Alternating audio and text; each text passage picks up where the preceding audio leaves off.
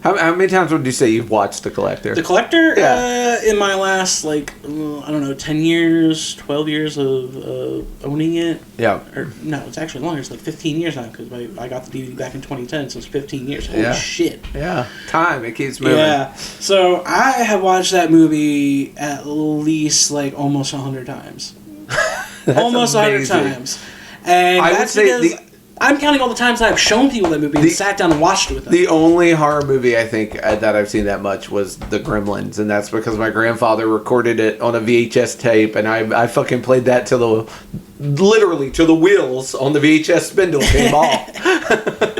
Now that's outdated. That's old. Yeah. Let's talk old. But,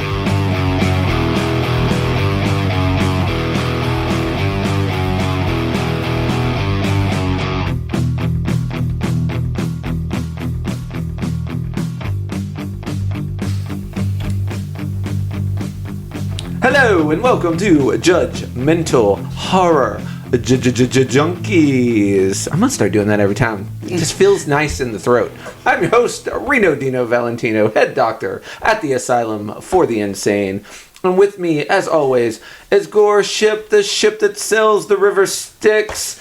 And let me tell you, folks, this episode you're going to be hearing a whole lot of him and not a whole lot of me. Goreship, how are you this fine morning? Oh, I am great. I was just saving my voice because it's going to be a lot of talking, as you said, because this is probably my penultimate episode of this last year and a half long journey of podcasting that we've done. It's been leading up to this. Yes, this has been the one that I've been waiting for, and now feels like the most appropriate time. Goreship may retire after this. He may get one. He may become that guy who's like, that's it.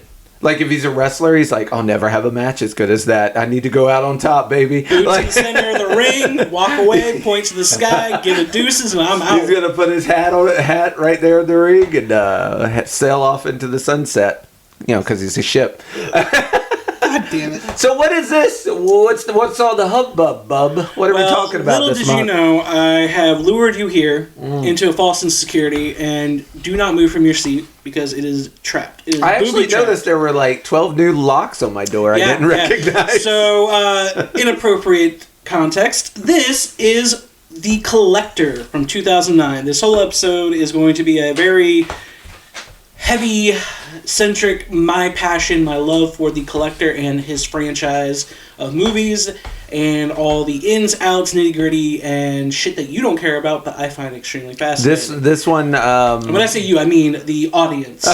Not you. You have no choice but to enjoy I like that you're like, no, Reno, you're going to have a great time. Gentle listener, you're going to hate this shit. Yeah. No, you're going to have a good time. You're probably going to learn more about The Collector today than you ever would have before. This one might be a 3-hour, folks. Settle in, chillax. I'll do my best to condense my excitement and my enthusiasm. You go hog wild. That's what the editing process is for. And even so, it's going to be long, strong, and bound to get the friction on, if I can be perfectly frank. I wish my ex used to say that about me. Anyways, so the reason why I chose The Collector finally is one of my absolute favorite franchises, but I decided to do it this month because just in the last few weeks, probably be a month from now by the time this episode drops, news has come out that the creator of The Collector, Marcus Dunstan, has won a 5-year-long legal battle to regain the rights and finally move forward with the third Collector Cheers to movie. that. Yes, cheers all around. Cha-ching. Victory, because now the third movie, The Collected, aptly titled, can begin, and we will finally get our closure in this trilogy instead of just, a 2-part franchise. Nice. And now, what's the second one called? The Collection. Collector, Collection, Collected. Got it. It's all thematic, and the posters are always the same, slightly different backgrounds, which is a thing that we will talk about in depth because I own both posters. I stole them from the movie theaters when they were actually in... I guess stealing is a bad word to say because technically I had a friend who worked for the theater and I just was like, technically it's statute of limitations. Let me get that poster, even though you're not supposed to give shit away. No. So, anyways, The Collector from 2009 is a horror thriller movie by Patrick Melton and Marcus Dunstan. It was directed by Marcus Dunstan. It has a very eclectic cast for the short roles that they have, but your main lead man, our hero baby boy, played by Josh Stewart, is Arkin. Yep. You have Juan Fernandez as the Collector, the original Collector. I have to add that because in context later we'll discuss, why I say he's the original. Gotcha. You have Michael Riley Burke, who plays Michael Chase, Andrea Roth, who plays Victoria Chase, Madeline Zima, who plays Jill Chase, Carly Scott Collins, who plays Hannah Chase, Robert Wisdom, with his small role as the mob boss Roy, Daniela Alonso as Arkin's wife Lisa, and Haley Poulos as his daughter Cindy. Now, this... Very short, tight cast. Unless you count the guy in the front seat of Roy's car with the lighter, that's your whole... That's everybody. Yeah, he was just listed as Roy's henchman. Yeah, there's a couple of bit shots of dancers, and God bless them. But yeah, it's a very small, tight cast. So, as always, the plot synopsis for this film goes, desperate to repay his debt to his ex-wife, an ex-con plots a heist at his new employer's country home, unaware that a second criminal has also targeted the property and rigged it with a scenes... let's start that over. Please. Desperate to repay his debt to his ex-wife, an ex-con plots a heist at his new employer's country home, unaware that a second criminal has also targeted the property and rigged it with a series of deadly traps. This is the movie that we will come to know as The Collector. Also, I don't usually add this, but the tagline from the movie, and that is repeated throughout the entire series. Can I guess? Dudes be collecting. No. Damn. Close. Damn. It's he always takes one. It's always it's on the movie posters. And in the movie. Yeah. Oh. So we're also going to start off here before we dive into the film with a series of fun facts that I wanted to incorporate. Hit me with them. All right. Normally these would pop up during the movie. They would just pop up at the bottom, but we're going to knock them all out here at the front. Yeah, I've got so much to talk about with this movie as it goes scene by scene. I'll be honest, it fills my heart with joy to see how excited this has you. Like I said, I can't explain why I fell so in love with it, but just something about it spoke to me. And so...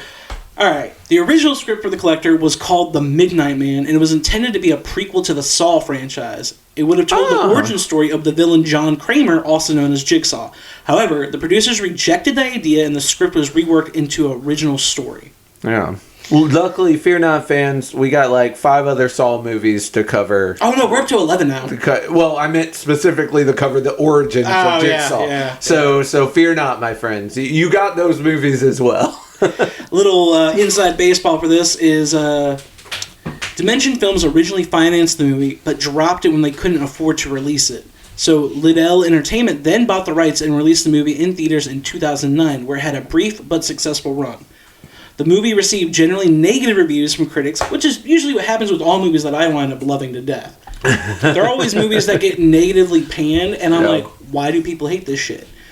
And I wound up, making it a habit that, like, me and my fiance will be like, all right, what's the review say? Oh, they say it's dog shit? Let's fucking watch it. Let's see how bad this is. Oh my god, that movie was great. Well, it's something that I think you and I might have in common is that even with a bad horror movie, you can still derive some enjoyment out of it. Unless it's Trolls 2, you motherfucker. Trolls 2. I will never forgive you. That is a slight that you committed against me, my visuals, and my auditory senses, that I will take that hate to the grave because of what you did. I need my pen. I need to change next month's movie. We were going to watch Troll 2 again. Let me work through that. We'll do something else. This wouldn't be held against me in a court of law as premeditated murder if I said anything right. I feel like this recording would get you off. You just play it in court and be like, oh, he's going to make him watch it again? Yeah, okay. Nah, right. He's fine. You're free. He's fine. Yeah, no jury will convict you if you murder me for that. Alright, so, even with all the negative reviews, it was a moderate box office success, grossing $2.10 million after a budget of only $3 million to make the film. So that's a $7.2 million plus on return. Wait, it was $2.3 million? No. It garnered 10.2. Oh, 10.2. I thought you said 2.3. No, sorry. I was like, man, lost 0.7. No. Oh, that's amazing. Yeah, that's great. Because they only made the movie with $3 million of the budget. I mean, there is no movie that would not be happy with that kind of revenue return. Revenue return. And because they got a $7 million return on investment, they're like, fuck it, we'll make a sequel. They greenlit a sequel, and that came out 3 years later in 2012. Yeah. Now, did it have a more serious, like, theater run? Was it more... Yes. The collection had more hype behind it? Hyped up a lot. Mm-hmm. People who had not seen The Collector had no clue what The Collection was, but the trailer and the way that it was marketed made it look like it was a standalone movie. Yeah. So there was a lot of people, including friends that I wound up getting hooked on the movie, that had no clue what The Collector was before they started getting hyped about The Collection. And I would chime in on their comments and be like, hey, you need to watch the first one. They're like, wait, this is a sequel? Yeah. So the marketing on that was a little piss poor, in my opinion, because it hooked everyone with, like, from the creators of Saw. Right. Back then, when that actually held stock in movies. Yeah. Before... Around the first and second Saws. I think by after the fourth one, everyone was like, all right, I'm fucking done. Some people gave it more time than I did. I think after Saw 2, I was like...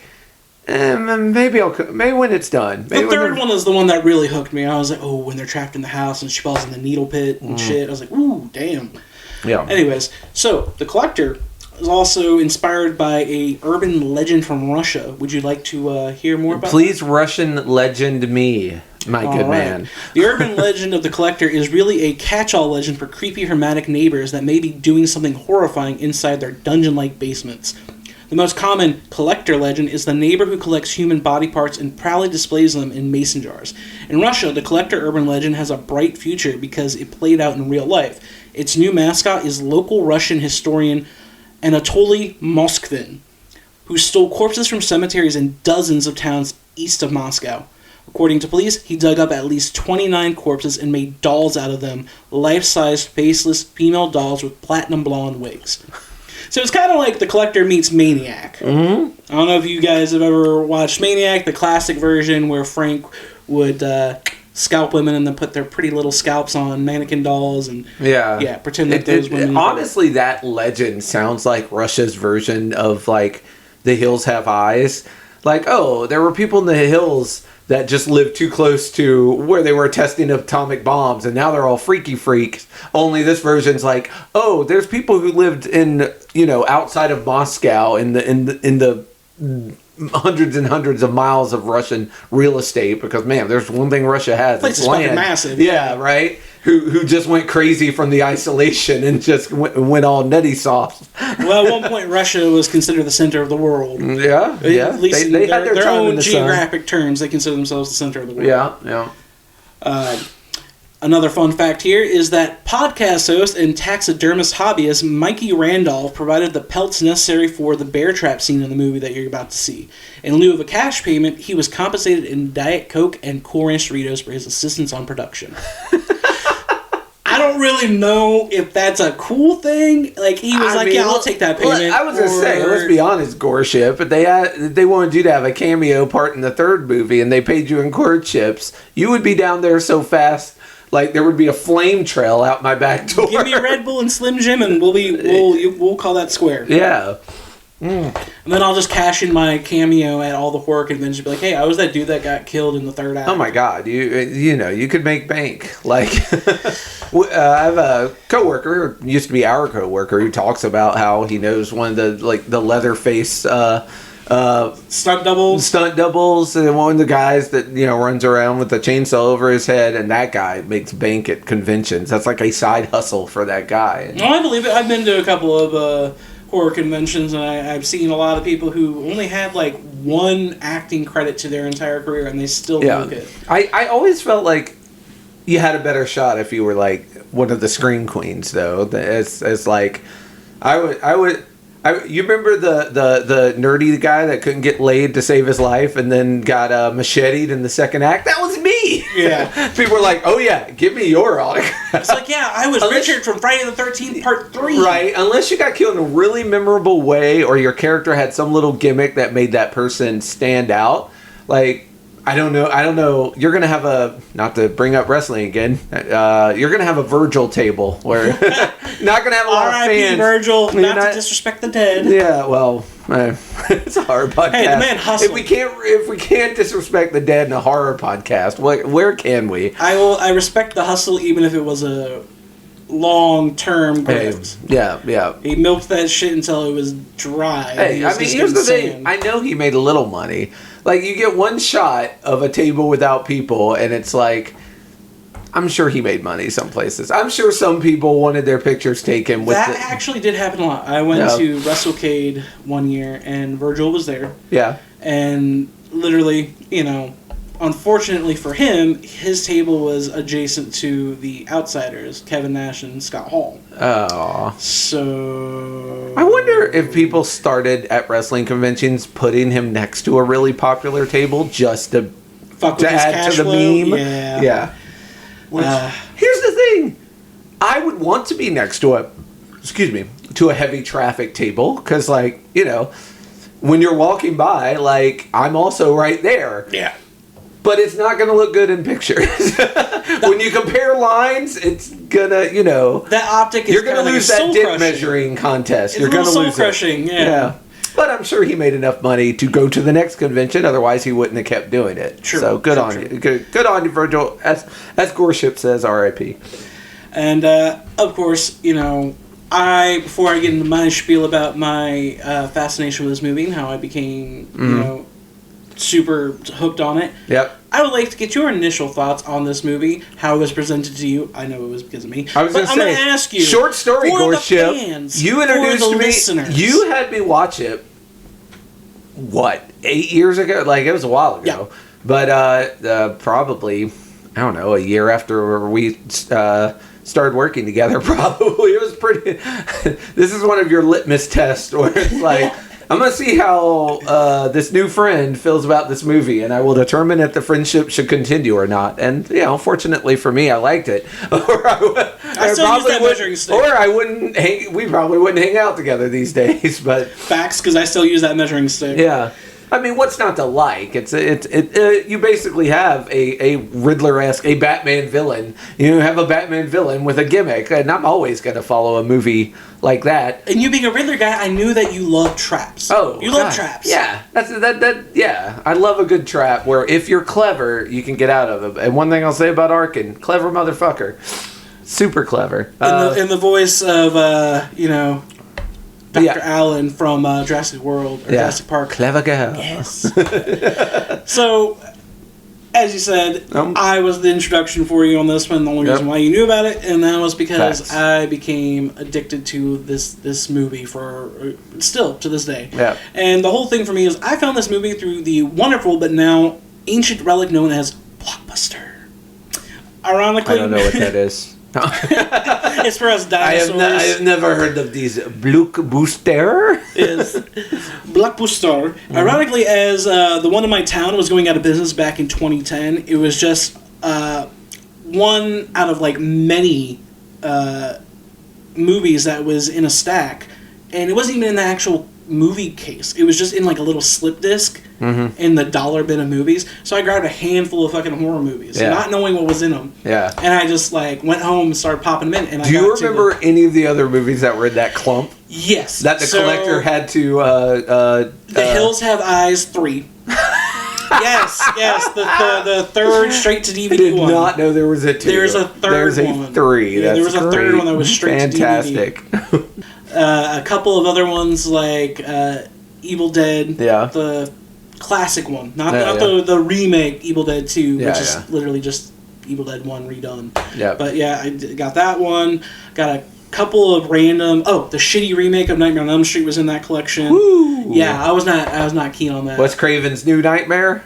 No. The one that came out in like 2009 or whatever. Okay. Yeah. That had somebody who was not Robert Englund, the dude that was playing Freddy. Played, you already lost the guy me. who played Rorschach in Watchmen. He played Freddy Krueger. Yeah. But it wasn't even Freddy because Freddy was all CGI face. It wasn't even like prosthetic or good makeup. Yeah. I can't remember any other ones. That's just funny. I just like this hidden gem amongst all this. And Final Destination 3. That was also in that stack. This diamond in the rough. Yeah.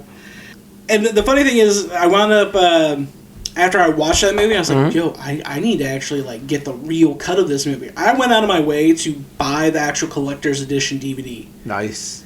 Collector. Speaking of old collector's things, edition. back when DVDs were a thing.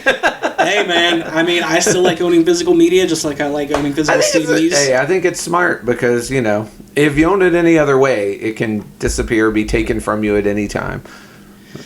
But anyways, after I found this movie, I actually wound up going off to college. And I was still watching it on a regular basis, and people in my dorm room were like, what the fuck is this? What are you watching? I was just this weird fucking kid in a dorm full of jocks. Oh, man. Yeah. While just watching horror movies, specifically this one on repeat in the background. Like, at a certain point, it became just background fodder while I was doing work. Yeah. How many times would you say you've watched The Collector? The Collector? Yeah. In my last, 10 years, 12 years of owning it. Yeah. No, it's actually longer. It's 15 years now, because I got the DVD back in 2010, so it's 15 years. Holy shit. Yeah. Time. It keeps moving. Yeah. So, I have watched that movie at least, almost 100 times. Almost amazing. 100 times. And I would say I'm counting all the times that I've shown people that movie and sat down and watched it with them. The only horror movie I think that I've seen that much was The Gremlins, and that's because my grandfather recorded it on a VHS tape, and I fucking played that literally till the wheels on the VHS spindle came off. Now that's outdated. That's old. Yeah. Let's talk old. But yeah, so you're in college, and I would just be gushing about how awesome this fucking movie was. And, to anyone that would listen. Yeah, and a few people actually sat down and watched it with me. And I'm like, oh, actually, I've never really been a big horror person, but this is actually not bad at all. They're like, it's not over the top horror and gore. I'm like, but it's actually pretty fucking subtle too. Mm-hmm. And this trend has kept going all throughout my life. Since I found out about it, I've shown friends, colleagues, former coworkers, ex-flings, my fiance. One of the first things that I did before we even started dating was recommend it to her. Yeah. And she actually wound up watching it with her ex-boyfriend.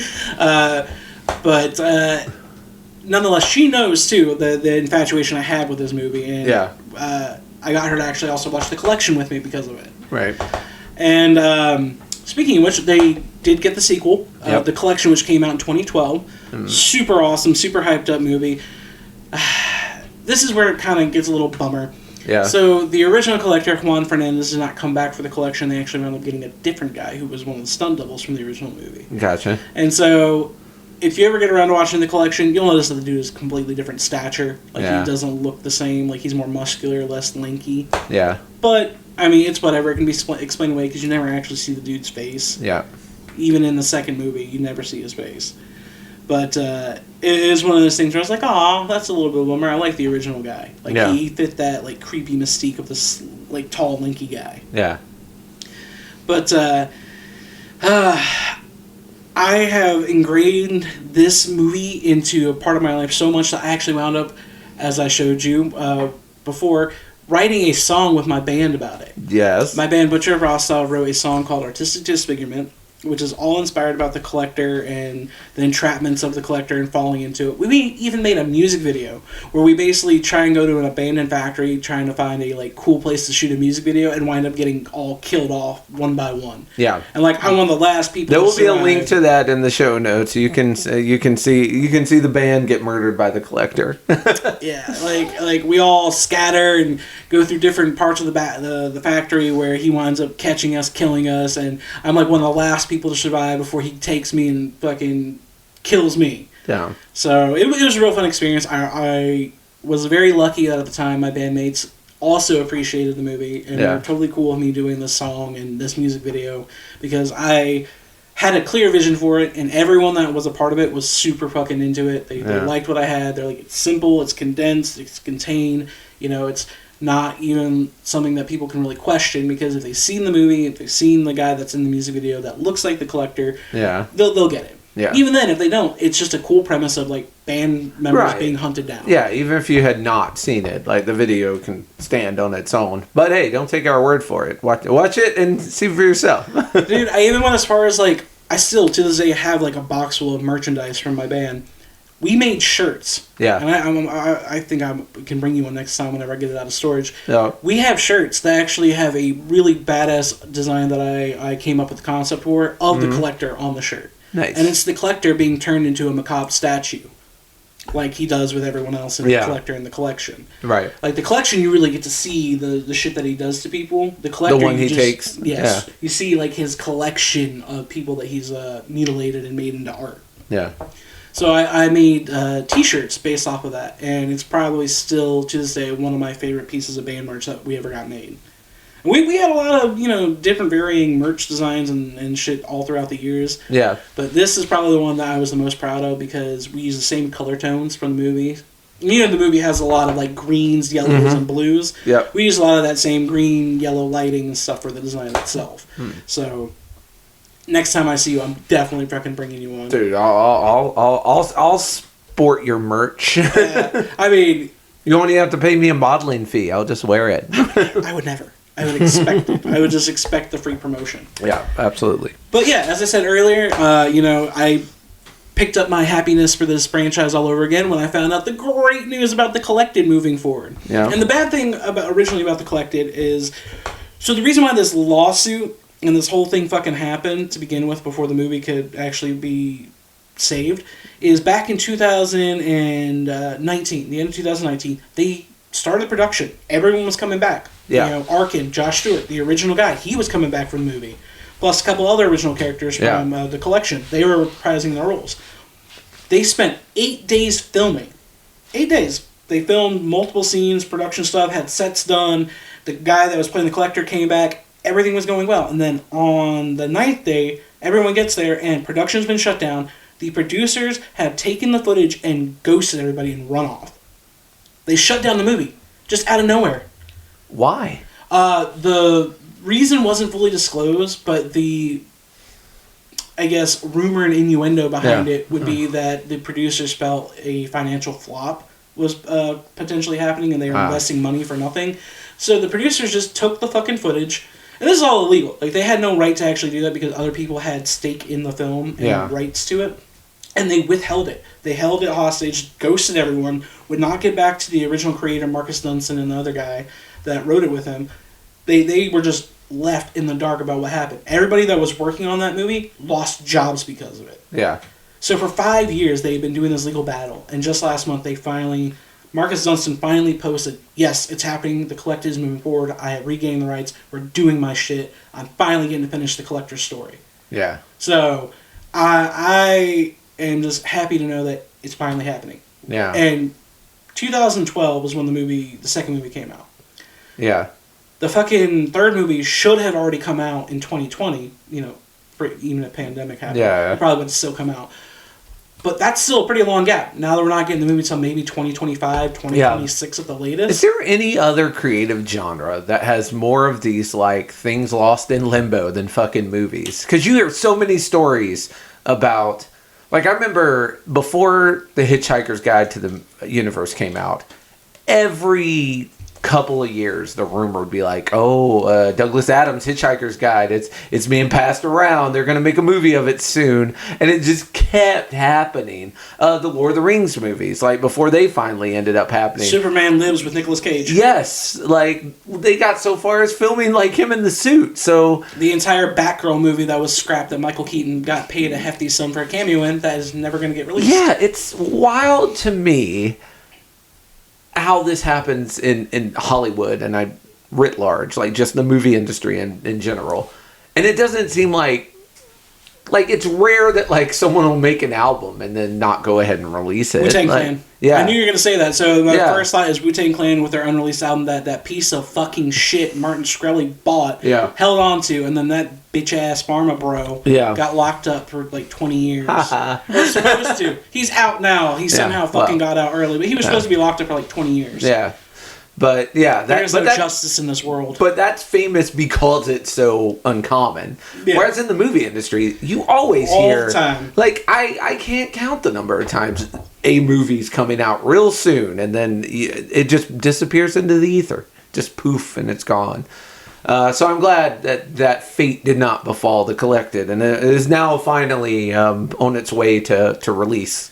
And so, with that great news and celebration, we are doing this entire episode moving forward, going about the very first installment of the movie, Yep. The Collector. Yeah, go ahead and knock out the first one. Alright, so this movie begins with an opening shot of a nice white picket fence home at night with a close-up shot of a streetlight filled with bugs. Yeah. You know, bugs, I don't know if you noticed this, bugs become a reoccurring theme throughout the series along with a lot of other circumstantial stuff. Oh, yeah. And it's also like, if you wanted to artsy-fartsy it, there's so much you can draw from this. Like, the moths drawn to the flame, like imprisoned inside the glass, like the fact that the collector is obsessed with bugs. Like, yeah, it works on so many. Like, it's a perfect opening shot in the way that the first time you watch it, it means nothing. It's like, oh, it's bugs caught in glass. That's what happened when you turn a light on at night. And bugs will flitter around it and get stuck inside the bulb. Like, that's just the way it goes. Like, but after you've watched the movie, it has so much more significance the second time, the third time, the fourth time. And that's a very good opening shot in that respect. And there's also a lot of reoccurring instances throughout the film, which I wanted to ask you, did you pick up on? There's a lot of things where they show, and then it comes back into play later. Mm-hmm. You notice that? And this is one of those things where, you know, you see bugs and you see... You know, lights and stuff, it comes back into play later. It's Chekhov's moths in this case. So we get this opening shot of the house, and then you see a couple arrive home after a night out. They're happy, they're joking together. Yeah. The wife goes upstairs to wind down, and the husband, named Larry, goes to the kitchen to check mail, grab a nightcap or whatever. Yeah. But when he goes to turn on the lights, he notices there's no power. And at that exact moment, his wife yells for him, and he rushes upstairs to say, "What?" And she says back to him, "That," pointing at a red box chest in the middle of the room. She asks him, "What is that box doing in the room?" And he says, "I don't know, maybe one of the crew left it behind." And then she asks, like, "Well, when the hell did they do that?" He doesn't know either. So Larry goes to blindly, as always in every good horror movie, just open it without thinking. Right. What's in the box? What's in the box? What's in the box? Also, when they say crew, we should mention that when they're pulling up, there are signs that the house is being worked on, renovated. Something is happening. Yes. Some sort of construction is happening at the house. And you don't really see it until you look at the interior, where you see, like, some stuff is kind of tarped over. Yeah. Well, there was, like, a ladder. Yeah. Up against the wall on the outside. Like, it's not... Very it's subtle on the outside, and then when you get inside, it gets a little more obvious. So when he says crew, you assume he's talking the construction crew. Yeah. And in the same vein, the reason why I made that "What's in the Box" reference from Seven is because this movie... Because there's a box. What other reason do you need? Well, on top of that, this movie, just like the Saw franchise, was inspired by Seven. Mm-hmm. That's actually something that Marcus Dunson has said multiple times. That's a movie we got to do at some point, too. God damn, I love Seven. Has inspired a lot of movies, and The Collector is one of them. Yeah. But yeah, so he goes to open the box, and when... he opens this box, just ignoring his wife, who keeps saying, "No, don't do that, let's just call the cops." He sees something horrible in there, and he doesn't even get a chance to finish saying, "Call 911! Ah!" And you just see a hand grab him and rip his face out of the scene. Yep. That's our first little indicator of, oh shit, there's some fucked up shit going on here. Yeah. Then we cut to a Nine Inch Nails video for our opening credits. It's actually Combi Christ, Shut Up and Bleed. Oh, no. I don't know who the artist is. I'm just talking about the cinematic style of the video. Very Trent Reznor. With the black, with the black and then the cuts to the different little scenes. Like, I was like, ooh, this gave me Nine Inch Nails vibes. Yeah, our opening montage is actually one of my favorites in movies. Mm-hmm. I'm not going to lie. It's still one that I think about in terms of, like, stuff that I would like to do visually if I ever shot another music It's definitely a common, like, opening credits idea with the flash cuts to things that will all be especially much like the moss in the bottle, things that will be much more relevant after you watch the movie. So in this opening montage, it's set to the tune of industrial metal band Combi Christ, Shut Up and Bleed. All the meanwhile is showing flashes of the collector's silhouette, jars with body parts in them, insects crawling around the jars, blueprints of different houses and buildings. Yeah. You also get several glimpses of a long corridor that the collector is dragging that red box down. Yeah. And it ends with someone who's tied up and mutilated, letting out a scream that perfectly syncs up with the ending scream of the song from Combi Christ. Yeah. This then transitions into a mellow, serene opening shot with a very calm, like, acoustic guitar. So pretty. To a pretty landscape with a house in the middle of nowhere in a nice field. It's almost like a mansion. Would you say? It's a pretty fucking big house. Big mansion, large farmhouse type. Yeah, it's huge. I hate to say it but it's the architecture style. It almost has like that plantation style architecture where it's got the white pillars in the front of the house and a big like wraparound side porch. Very, very common down here in the South. Absolutely. And I will real quick just say that I even though it was just a very brief one shot, I like they showed the blueprints of the house because it answers just one of those questions like, well, how did he set all this up? like it just shuts up one of the,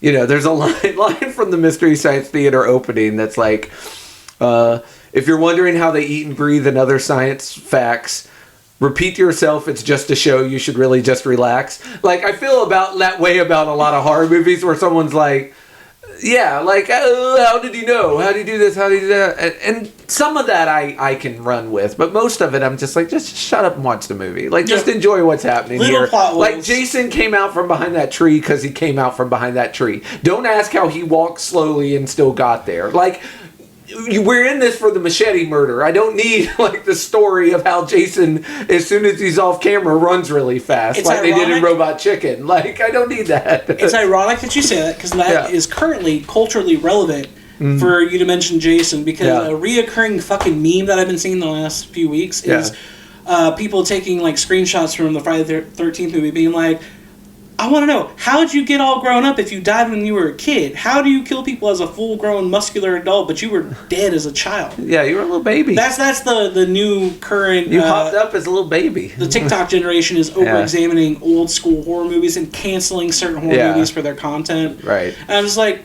shut the fuck up. Yeah. Like, there are a lot of things that you should cancel, but, like, you're going back prematurely shutting up a few of those people with that blueprint shot is choice. Good move. It was a very well thought out and artistic choice. Yeah, but now we're at the plantation where we get this complete 180. It's a complete 180 in tone. Would you not agree? Like, you get this, my God, like, gritty opening of just horrifying shots, and then you get a really serene countryside view. Yeah. I liked it. Also, I do like the house. I do like the fact that it's kind of in the middle of nowhere. It's a nice house. And if I had the kind of money, that's the kind of house I'd have. I would want to live, well, I don't know. I'd want to live in the middle of nowhere, but within 3 minutes from a Wendy's. If I can somehow have all that. So upon seeing this countryside house, we get a shot with a bunch of workers who are outside fixing up the house, doing renovations. And including, we start with the exterminator vehicle that pulls up into the shop. Mm-hmm. Then we jump to Arkin, who is inside the house. Working on a window. Installing a window.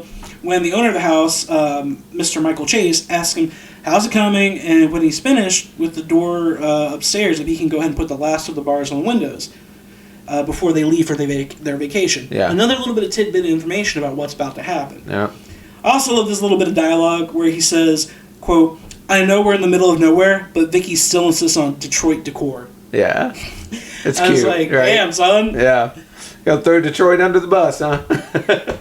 Of course, Arkin, being a good worker, just gives a forced chuckle. He's like, yeah, no, I got it, dude. Yeah. And while he's working on the door upstairs, he glances around and he's kind of just looking at all these family photos. He sees a business card that tells us that Michael Chase is a jeweler collector. Yeah.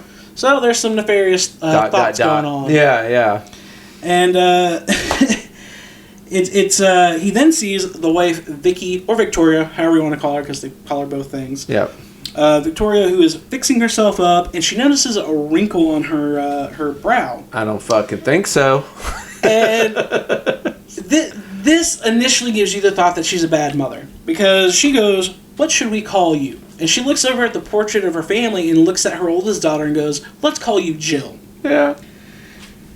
God damn it. Bye, Jill. And as she picks up a needle of Botox, injecting into her brow, rubs away, she's like, bye, Jill. Yeah. I did not get that, like, bad mother vibes. I just got, like, okay, I now know that Jill is the one that's giving her worry lines. Like, Jill's the one she's worried about that's stressing her out. I didn't immediately be like, oh, bad mom. I was just like, I guess I just associate... Her and Jill are butting heads a lot. Like, she's a teenager. She's at that age. Like, they're tussling, I'm sure. I guess I just associate the stereotypical rich white mom bad mothering. Well, that's one of the to things I kind of liked angsty about this teenage family daughter. is they were not stereotypically. They were just stereotypes. Like they all had a little more to their personality than just like, oh, this is the rich spoiled family. Like they were different enough that I was actually sad when spoiler, most of them passed. Like I was like, oh man, they didn't deserve that. Like, I mean, if they would just all fucking listen, maybe. Maybe. Yeah, but asking somebody to just suddenly listen when they're in a panic. I know, adrenaline. Yeah, It's a hell of a drug. panic makes fools of us all, as they say. Especially, never is it truer than in horror movies. Yeah. So, all meanwhile, Arkin is distracted. He gets a quick little jump scare from the youngest daughter named Hannah. Yeah. Who's so adorable, you just want to eat her up. Oh my god. Like, this Hannah girl is just a... Jesus Christ. This is from someone who does not like children. But, like, man, this Hannah kid... She's charming. She's charming. Yeah. She's very, very charming. And he falls for it because... she's like, I'm a mermaid, and she invites him to a tea party. Well, he also falls for it because he was sort of caught, like, skulking around a little. And so, yeah, he's... But, yeah, he does. He gets a mermaid tea party invite, which you do not get very often, folks. If you get one, take it, because, you never know when you're going to get another invite like that. And, this is another little foreshadowing. So he's in there, hanging out, having a fake tea party with the mermaid lady and her stuffed animals. It's a beautiful water theme thing. They even have a little fish in a bowl or in an aquarium. So he tells her, he's like, "Hey, you got a nice room here," and she just laughs. She's like, "This isn't my room. Mermaids sleep in caves, Yeah. And he's like, "Oh, okay." Well, you got a nice. He just indulges it. Yeah. He's very smooth. Like he's like, yeah, it's a nice tea club, I guess. Oh, what are we calling this now? But after that, he just asks her, he's like, if you wanted a present, like really wanted something, what would you want? Yeah. And she says that she wants a Baskin bear. He doesn't know what that is or where to get it. She tells him it's a teddy bear that you get at the toy store. Duh. And he's like, oh, okay. And right as she goes to sip her fake tea, Arkin spots a spider, this bright white spotted spider, and yells to stop her before it can actually, like, bite her. Yeah. And, of course, this gives her scared. She gets scared. Yeah. And, of course, the timing of this doesn't look good. The optics are bad. Michael Chase walks up, and he's like, hey, what's going on Why here? are you beating up my kid? Well, he just thinks, like, oh, this dude's yelling at his daughter out of nowhere. Well, so. also, and I'm glad they didn't go this route, but, like, the father could have been like, you're in here with my daughter. Which seems sus. Yeah. The optics did not look good in his favor no matter how you splice it. Yeah, although I like that, like, Arkin's like, I also have a child, and that immediately disarms Michael from, he was like, he was very sus to, like, okay.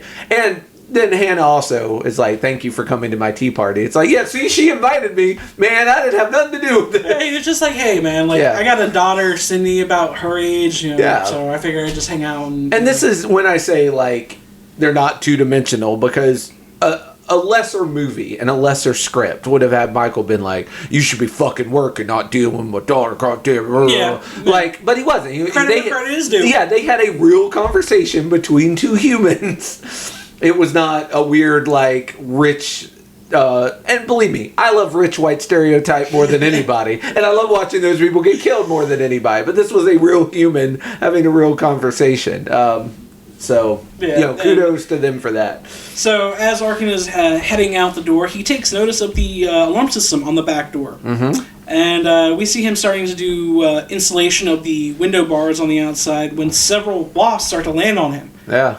But Arkin, being the calm, cool, collected, smart guy he is, he also happens to have a cigarette in his mouth. Yep. And he knows, bugs hate cigarette smoke. Yep. So he takes a deep drag of the cigarette and blows all the smoke around the wasp, and they all just disappear. Yep. And he gets to finish putting on the last window bar. Yeah.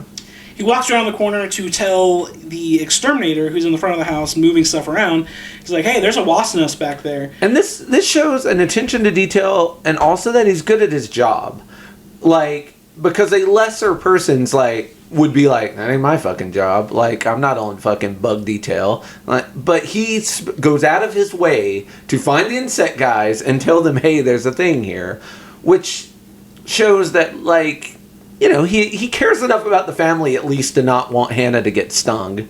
And I was like, okay, like these little subtle things to his thing. So fatherly instinct, the blowing smoke shows like a intelligence and a coolness under pressure. Like you get all these little hints to his character with very little. He's observant. He's intelligent. Very he's little. Quick thinking. With not a lot of exposition. It's very show not tell. Yes, exactly. I'm so glad that you got that, because like some people who watch it would be like, all right, it's just a thing. Yeah.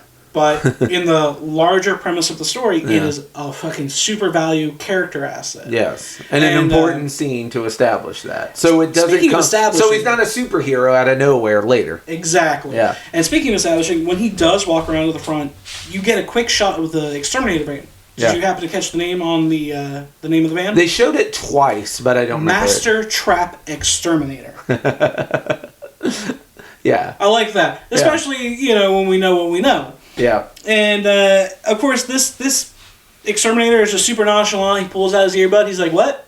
Yeah. And you never see his face because he's got a ventilator mask on. Yeah. And he just gives him a thumbs up like, okay, I got it. Yeah. Arkin goes back to his truck to finish smoking another cigarette. Yep. Where we get another quick little startle from the other oldest daughter, Jill. Yeah. Who wants to bum a cigarette. Yeah, and this scene was probably one of the only ones that like really made me uncomfortable with his character in terms of like the back and forth. Yeah. I guess you don't exactly know how old she is precisely, but she's definitely a teenager. Yeah, right. She's definitely a teenager, and he's a grown-ass man. Yeah. She asks for a drag of a cigarette, and at first he's like, in the right. He says, no, I'm not going to contribute to your already added delinquency. Yeah. So she bullies him by calling him names. Yeah. She's like, what kind of name is Arkin? He's like, it's a Christian one. What kind of name is Jill? Yeah. And she's like, oh, I'm named after my grandmother. She was the first female district attorney in the state. Yeah. Yeah. And he's like, okay, whatever. Gives her the fucking cigarette to let her smoke. Yeah. And you have a choice to make here because, like, you don't want to enable a minor to smoke, I suppose, but you also like want to be left the hell alone. And you're like, how can we rush towards the end of this conversation? I've already been caught with one of the Chase daughters. I do not need to be caught like hobnobbing with another one. Yeah. Like even if we are just chatting, like I don't need this to happen twice in one day. That's not a good look. Especially if Michael sees you giving her a cigarette. Yeah. Well, he looks around before he gives her the cigarette, and then I would have been like, look, lady, like, this is my job, and if you get caught with that and you're like, oh, this guy gave it to me, then I have no job anymore, and I need this fucking money. And her being an angsty teenager, she's, like, trying to be all cool girl for Ark, and she's like, you're about to hear a fight, I hope you know. Yeah. He's like, oh, is that so? It's just a show. And he's like, don't worry about it, don't be scared, there's nothing gonna happen. I thought that was funny. It's don't be scared. I was like, what an edgy little angsty teen. Yeah. But so she leaves. She goes and climbs up the terrace of her side of her house when she could have easily just walked through the front fucking door. Well, she thought she was sneaking back in, and because her mom literally is like, "Nice try," like when she catches her. And of course, the fight immediately breaks out, and it shouldn't even be a fight. She's like, "Have you packed yet?" And she's like, "I'm not going on vacation with you for 2 stupid weeks. I hate this family." Yeah, like, bro, you getting a 2-week vacation? And then and the dad comes up and is kind of awkward about it, but I mean, you get a real heartfelt moment where the dad's like, look, he doesn't understand his daughter. She's got to that rambunctious, rebellious teenage, and then the dad's like talking to Arkin about his daughter, and he's like, well, enjoy her now, because she's going to be that for about 5 years. I hear after that, she'll come back to you, but he's like, it's all good until they hit 13, and then like, after 13, there's like a 5-year period where they just hate you every single day. Yeah. And this is all meanwhile, Michael is giving him his payment for the week, and he even tells him, he's like, hey, I gave you a little extra. Arkin being a good guy's like, nah, dude, I can't accept that. He's like, it's for your kid. All right. Yeah. He's like, father to father, like, it's for your kid. And also, you did good work. Exactly. Yeah. So you're feeling... And Arkin is either being a good guy or knows knows what his plans are for this house and feels guilty about taking extra money on top. So at this juncture, how are you feeling about our hero, our protagonist, Mr. Arkin? How are you feeling about him? I don't know a lot about him. I do know he's up to, like, and again, this is me trying to draw back to the first time I watched it. Like, I already knew he was up to some shady shit. And without, like, I didn't know this daughter even existed. Like, I was like, he may just be a nation, trying to get himself in as a, like, hey, I'm a family man too, to lower their guard because he's up to some shady stuff. But luckily, that is dispelled immediately in the next scene when he arrives to the bowling alley where his wife Lisa works, and you get a shot of his daughter Cindy doing homework at one of the tables. Yeah. He tries to quietly sneak in so Lisa doesn't see him immediately. Yeah. And he surprises his daughter in a very loving gesture with one of the Baskin bears. Yeah. That question was not just out of nowhere that he asked She's Hannah. so excited to see her dad. She clearly loves her dad, who she doesn't get to see that much. Yeah, they found 2 cute kids. Exactly. and she's very sweet, and she's like, I feel bad because there's something going on where she has to ask him, oh, can I keep it this time? Like, oh, bro, is all your toys been taken away from you? Are you being told, like, are you in such a bad financial spot that your kid thinks that she's not allowed to have any type of luxury and feel bad about it? I mean, you find out very quickly that the mother, at least, I don't know the connection of the two of them. I assume they're estranged at this point, but the mother is in with some loan sharks. That actually does get answered in the second movie. Yeah. So they are estranged, but still technically married. Yeah, gotcha. Like, yeah. So the mother's in with some loan sharks. So it is very likely that stuff has been given to the child and then have to have been taken back to keep up with these loan shark payments. Yeah, but to me, this is more about the mom and her stupidity of how she handles things and how she just doesn't realize that she's doing more damage to her daughter than the dad is. Well, I feel like there is no way she got in with the loan shark without Arkin's help. Like, Arkin is connected to the underworld, I would think. Let's put a pin in that. Okay. We'll circle back around to that here in the next scene. Okay. So, Lisa comes up, slams the soda cup on the table, and she doesn't even say hello. No. This shows where's that money? Yeah, she's like, do you have it? And at first I was like, oh, this is like a alimony thing, and she's just and I'm like, or child support, and at this point, and I was a little sad at this point because like, oh, she's the bad guy and she wants child support and she's just a money girl. And I'm like, don't do this. And it turned out, no, they're gonna kill me if I don't give them the money. So it wasn't just her being all like, give me. Yeah. Like it's they're gonna kill me and my daughter if you do not pay me. But bro, he spent maybe like $12 on the fucking bear, maybe $20. It's not like it was a Build-A-Bear where it cost you $100. It's not like he, Yeah. And then when he gives her money, it wasn't enough, and it would not have made a difference if that extra 20 or 30 had been exactly. in there. Yeah. And it's just the fact that she gets so angry that he got his daughter a gift. Clearly the daughter that he doesn't get a chance to see very often or hang out with. Yeah. And so when he does, like most fathers you see in real life and in even movie instances, they have to bring some type of physical gift to, convey their love. Yeah. It's an arbitrary thing that they have to do because they're like, a gift shows the representation of the love that I have for you, even though I don't always get to say it or be around you. Right. And so that's what this is, and it's just the look on Cindy's face when she's like, Daddy got it for me. Yeah. And she's like, God damn it, Arkin, and just storms away. Yeah. He doesn't want to fight in front of his daughter. He's like, all right, baby, go back to your homework, and follows her to the kitchen, where Lisa is just... the best way to say it is she's harping. She's just really stressed out. She harps on him and says that he was supposed to come by 6 hours ago. Do you have the money?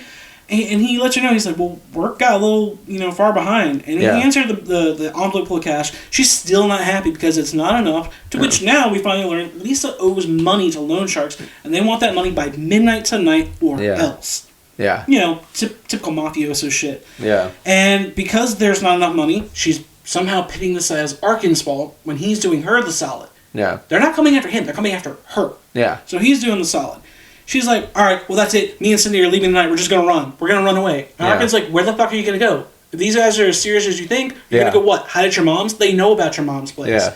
Like, you're not She's like, safe. I don't know, but we got to get out of here. And he's like, well, give me till midnight. And he's like, I'll take care of it. Yeah. And even in this moment, you get a better sense of what kind of man he is. Yeah. Because even though she's been nothing but cold to him, Yeah.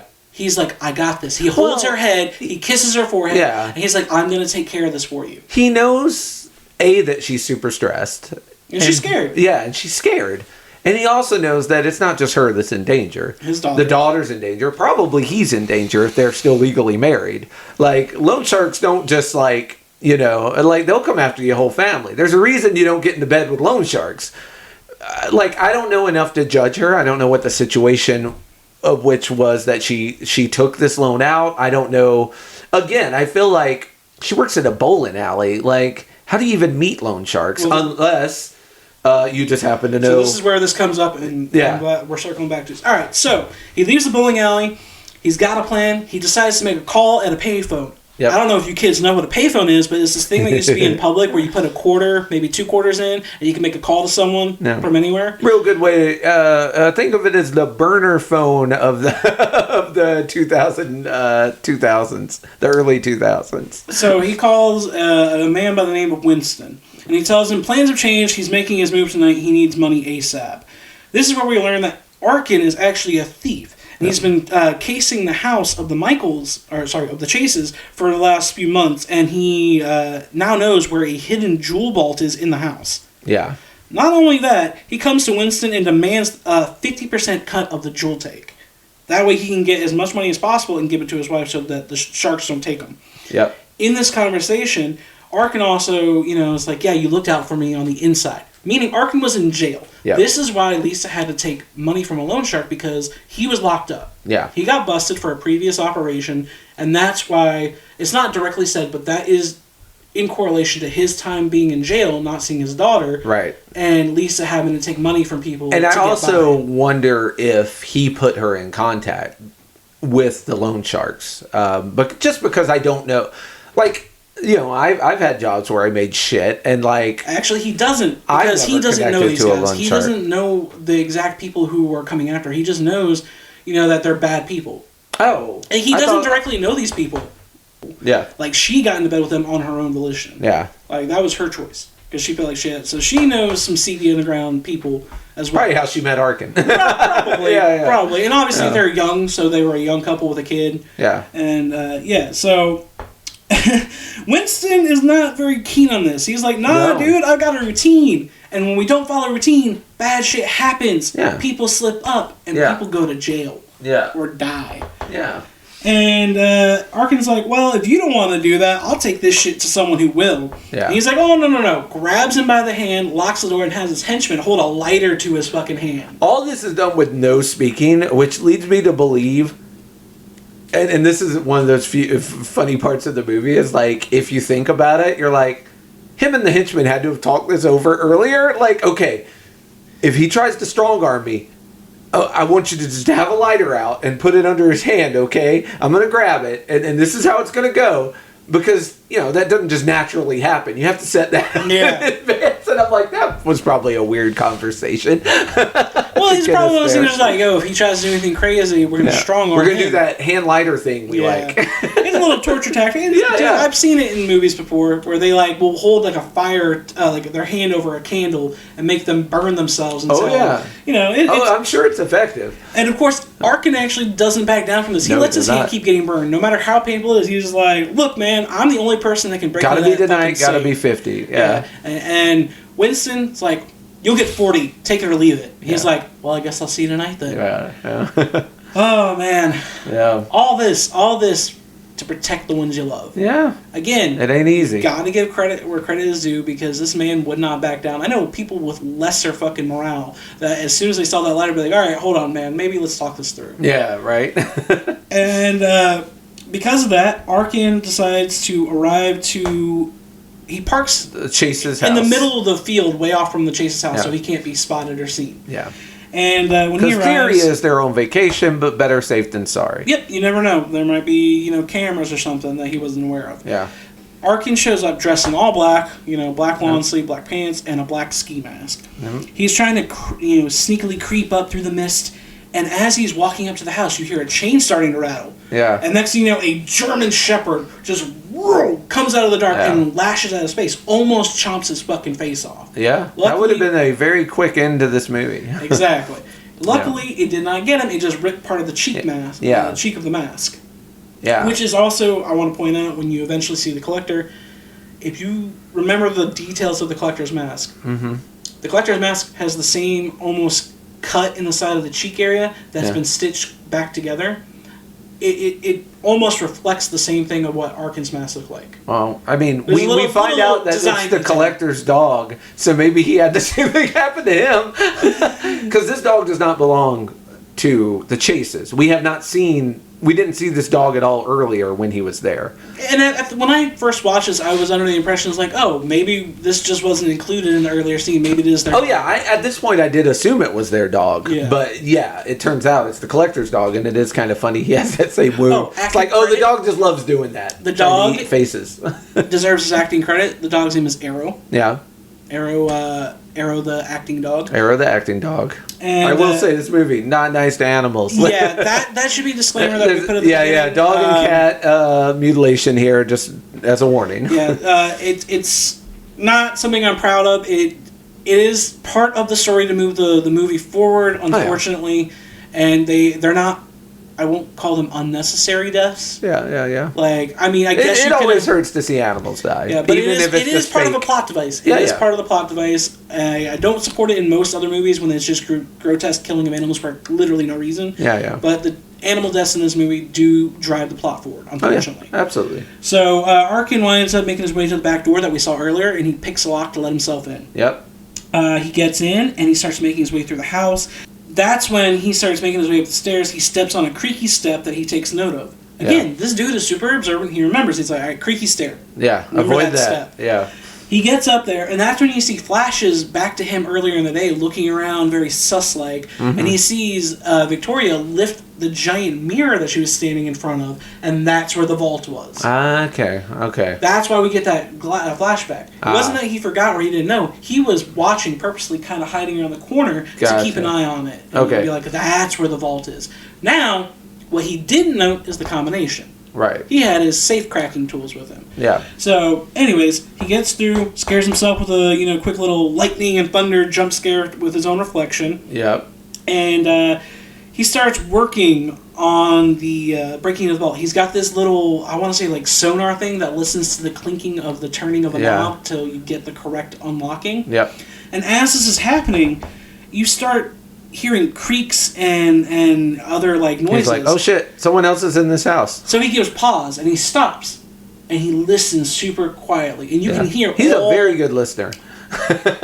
And the way he uses sound to know where the Collector is at different times, like beat me to the point. Yeah. And so he hears the creaking, and then he stops again. All the sound, all the background noise that they edited into it goes off. Yep. And you just hear almost what you would hear if you're fucking hearing your blood rushing through your ears. Yeah. And then you hear the door starting to unlock, and Arkin's like, oh fuck, somebody's here. Yeah. He quickly shuts everything and goes and tries to hide himself. Yep. Grabs his tools and he goes and hides somewhere. And that is when we get our first entrance of the Collector, who, like Arkin, is dressed in all black down to a fucking creepy mask. Mm-hmm. Not a ski mask, but a creepy-ass mask. Yep. He quietly walks along the edge of the walls as this eerie music box melody begins to play. Now, this music box noise will most commonly be known from the Korn song Dead Bodies Everywhere. Ah. My dumbass, when we were making the song for my band, Butcher of Rothschild, for Artistic Disfigurement, we had a interlude in the middle of it, like you saw in the music video that you watched.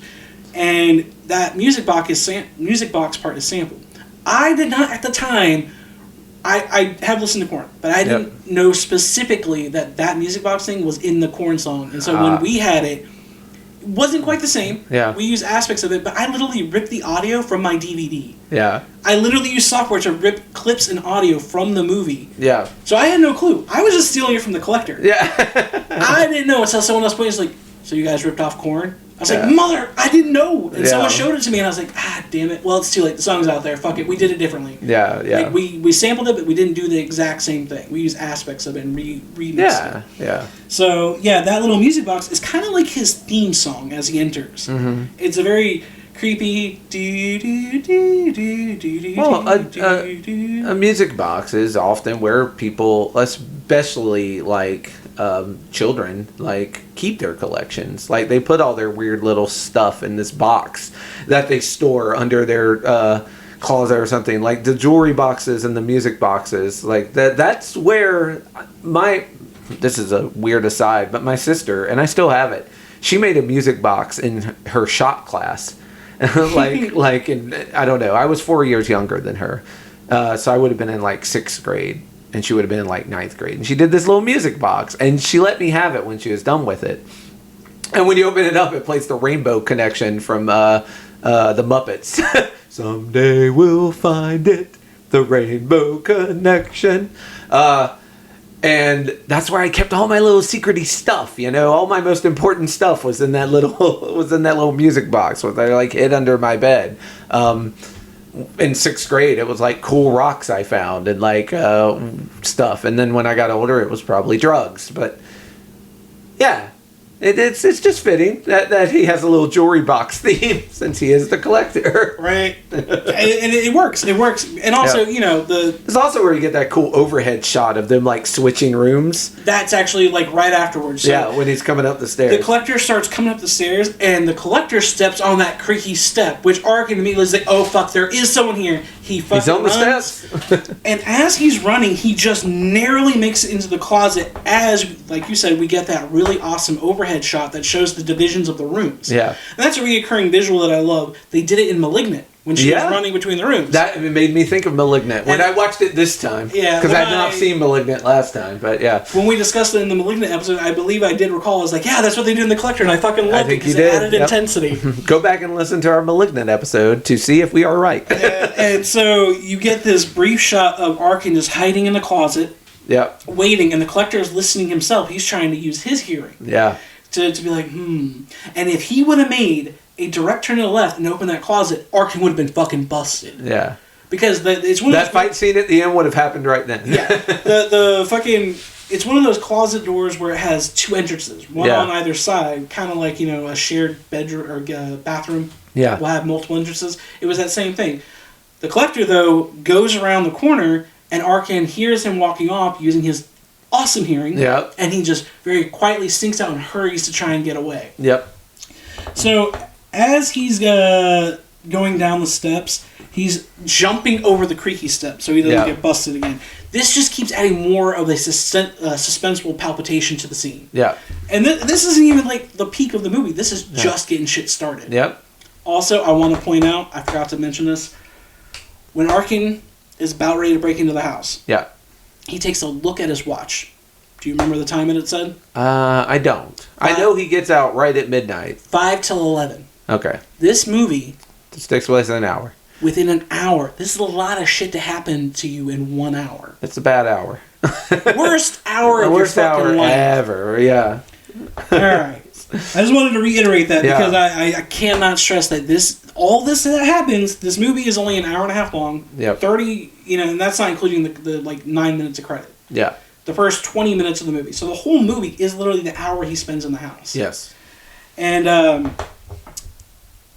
so the Collector winds up right after Arkin runs away and goes down the steps. Arkin is finally getting to the back door. We get back upstairs to the overhead shot of the Collector walking into that closet that Arkin had just left from. Yes. And, you know, by the body language, because you can't see his face, the Collector's just like, I know something's fucking up here. Yeah. I don't know what, but I fucking feel it. Yeah. He just gives that presence. He's like, I know I'm not crazy. Well, maybe I am, but something's fucking up here. Yep. Arkin, when he gets that back door, he tries to fucking go out of it. But he's like, why is it not opening? There's like 8 door locks on that bad boy. Wasn't there earlier. Yeah. He looks up and there's these like super heavy duty industrial locks that have a special circular key to them. Yeah. The Collector got there and fucking rigged the entire house. Man, fast too. Yeah. Like the Collector's got speed on his side. and the cool thing is like you don't see the locks when you first open the door because the locks are all at the top of the door. Yep. So anybody that's going to try and open it just sees a regular door handle until they actually look up. Yep. And this is where he hears the crying, right? No. Through the vents. Sorry. After basically not being able to get out of the house, Arkin has no other choice but start trying to find other ways out. Yeah. And this is the part that I really love. I love the shot of the collector's reflection in the family photos as he himself is also lurking around. Mm-hmm. And Arkin is trying to quietly go around the steps, go up, and sneak right past him, which he does. Because the collector goes down the stairs, Arkin goes back up the stairs. This fucking cat and mouse game is just, that's the best way to describe it. This is literally a cat and mouse game throughout the entire movie. Yeah. Because for the longest time, the collector has no fucking clue what's happening. He just knows that something's happening in this house. Oh, is this family, just fucking good with their luck that they keep escaping me? Yeah. You know, little shit like that. Well, we know, I feel like by this point, we know, well, not by this point, but by the end of the movie, if you go back, you know that, or this was after watching it again, this was my suspicion. He already has the parents. He thinks at this point it's the daughter running around. Yeah, but you don't know that just yet. Yeah, he does. Yeah. So Arkin, in his panic, he's like, all right, I'm going to get out of here. But right before he goes to try and leave out the front door, he hears that voice about, oh, yeah, till midnight. And he looks back at his watch again, and he's like, fuck it. Runs upstairs to the vault to try and open it once more. Yeah. This is when he starts to hear the screaming. Okay, yeah. So as he's going back to the vault, trying to do his little fucking tool thing, you hear Michael kind of starting to scream, and he comes bursting out of the basement door. Yeah. And in a bloody fucking heap, he starts climbing the stairs and gets to his bedroom where he just collapses. Yeah. At this point, Arkin is trying to hide himself in the closet. Yeah. But the dad is just locks eyes with him. And he's like, why are you doing this? He's like, shh. I'm not, shh. I'm like, oh, man. No. And because Michael just sees Arkin in all black, he assumes it's the collector. Yeah. I get it. Oh, I get that aspect. It's a funny case of, mistaken identity and that's just something that keeps happening with this fucking family in Arkin. He has the best intentions to try and help them when he realizes what's happening. Yeah. But god damn it, these people just won't listen worth shit. No. And again, it might be the adrenaline, it might just be their preconceived notion that he's the bad guy because he's dressed in all black. Yeah. Well, the dad's makes the most sense of not listening because he thinks it's the dude that did this to him. So yeah, I ain't listening to you. And when Michael sees him, he's like, you son of a bitch. He goes to reach for a fucking golf club. Arkin's like, oh, fuck. He's got a screwdriver ready to defend himself if he fucking needs to. Yeah. But luckily his dad takes a ride, so he doesn't have to. Right as Michael goes to rip out this golf club from the bag, we see it's been fucking booby-trapped. Yeah. We get this elaborate quick shot of the way that it's been rigged up throughout the house. You see the Rube wire, Goldberg machine. Exactly. You see the wire that's been stapled all through the walls. You see the mechanism that fucking yanks him and rips his ass up by his feet, almost like a Looney Tunes trap. Yep. The best way to describe it is super fucking Looney Tunes. Mm-hmm. Yanks him up, drags him all the way through the hall. He's smacking against all the walls like, oh, fuck, shit. Yep. He tries to dig his nails into the floorboard. You get a quick, yucky nail shot. And if that is a bugaboo for you, something that makes you cringe, you might not want to see this part because his nails get ripped out with him trying to fucking claw himself to save himself. Yep. He gets yanked up into the chandelier, and then a couple seconds go by, drops his ass down to the bottom floor of the house. What a chunk. Yeah, and it's just like, holy shit. Arkin's like, just in shock easily. He doesn't know what just fucking happened. He just saw this dude get yanked up by some jerry-rigged golf club that he was almost stacked with. Yeah. Now he's even more inspired to get the hell out of here. And so when Michael's on the base floor, you see the collector walk into frame and grab him and start dragging him back downstairs to the basement. Got his ass. Arkin then takes a chance to get out and make a quick location change so he can't be found. Yeah. And in doing so, he forgets his tool bag. Yep. He leaves his tool bag and the door is slightly cracked open. He tries to go out one of the windows, but a flash of lightning reveals the windows have been boarded up from the outside somehow. Yep. So he goes to grab the phone. Arkin ruined ear and hand in 30 seconds. This all happens very quickly. Yes, exactly. Okay. That's the thing. Yep. So he sees that the windows are boarded up. He goes to try and grab the phone to make a phone call, and very quickly we see there's a needle sticking out of the receiving end, and he doesn't see it. No. He just goes to put his ear up to the phone, and it punctures his fucking eardrum. Yep. Fuck, our boy's hearing is now compromised. Yeah. He only has one good ear. Yeah. He immediately is like, oh, fuck. He goes to reach his hand through the fucking window. Ooh. and it clamps down. There's razor blades attached to the board Yep. that have been rigged up to guillotine down onto the hand. His Yep. hands are important for fucking, breaking into safes. And escaping. Yeah. Yeah. And so he, all the meanwhile, is managing to keep quiet. He just punctured his eardrum, and now Yeah. his hand is being shredded by a razor blade. Yeah. This man somehow kept quiet. Didn't scream, didn't yell, didn't howl. He's got ice water in his veins. Ugh. And it just... Yeah. Yeah, that part I gotta give more credit to, because I know the second that my ear got punctured, I probably would have fucking screamed. Yeah, yelled, at least cussed, a done little something. ouch. And like I said, very quickly all this happens within a 10-second period. Yeah, it's so fast. He's like, fuck, I can't get out the window, let me call the cops. Yeah. Even if it means ratting myself out. Fuck, my ear. Shit, I'm going out the window, fuck this. Yeah. My fucking hand. Yeah. And this is when he realizes, I've got to slow down and do everything very methodically, because this whole house is a fucking Home Alone set.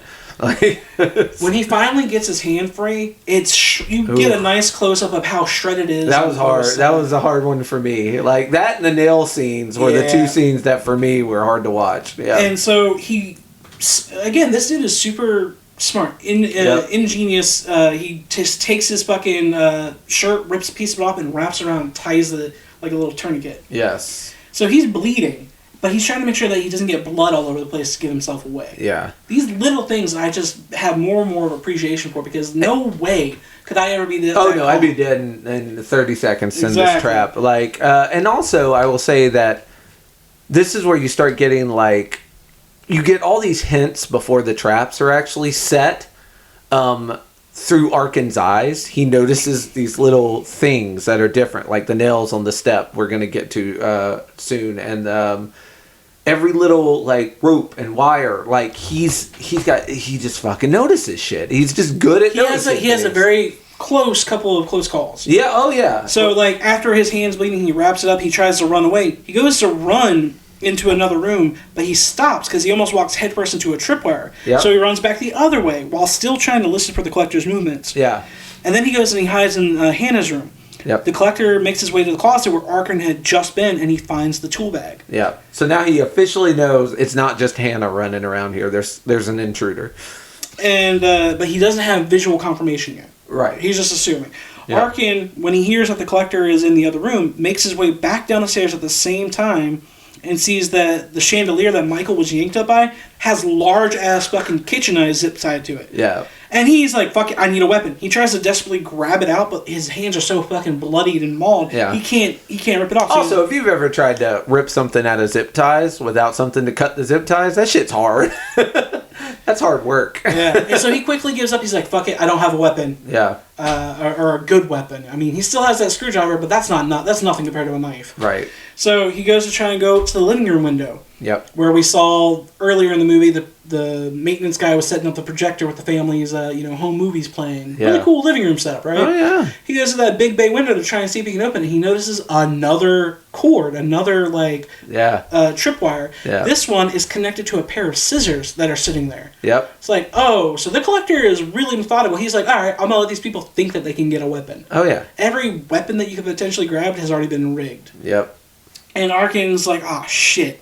So he doesn't grab the scissors. He runs away into the next room. And that also has disaster results almost, because as he's running, if it wasn't for that flash of lightning, once again, he would have got his fucking head cut off. This room, and I don't know exactly what kind of wiring it is, but it's very sharp, like razor thin wire, like piano wire that's been strung all across the room like spider web. Uh-huh. And he runs face first into it, and it slices his cheek super easily. Yep.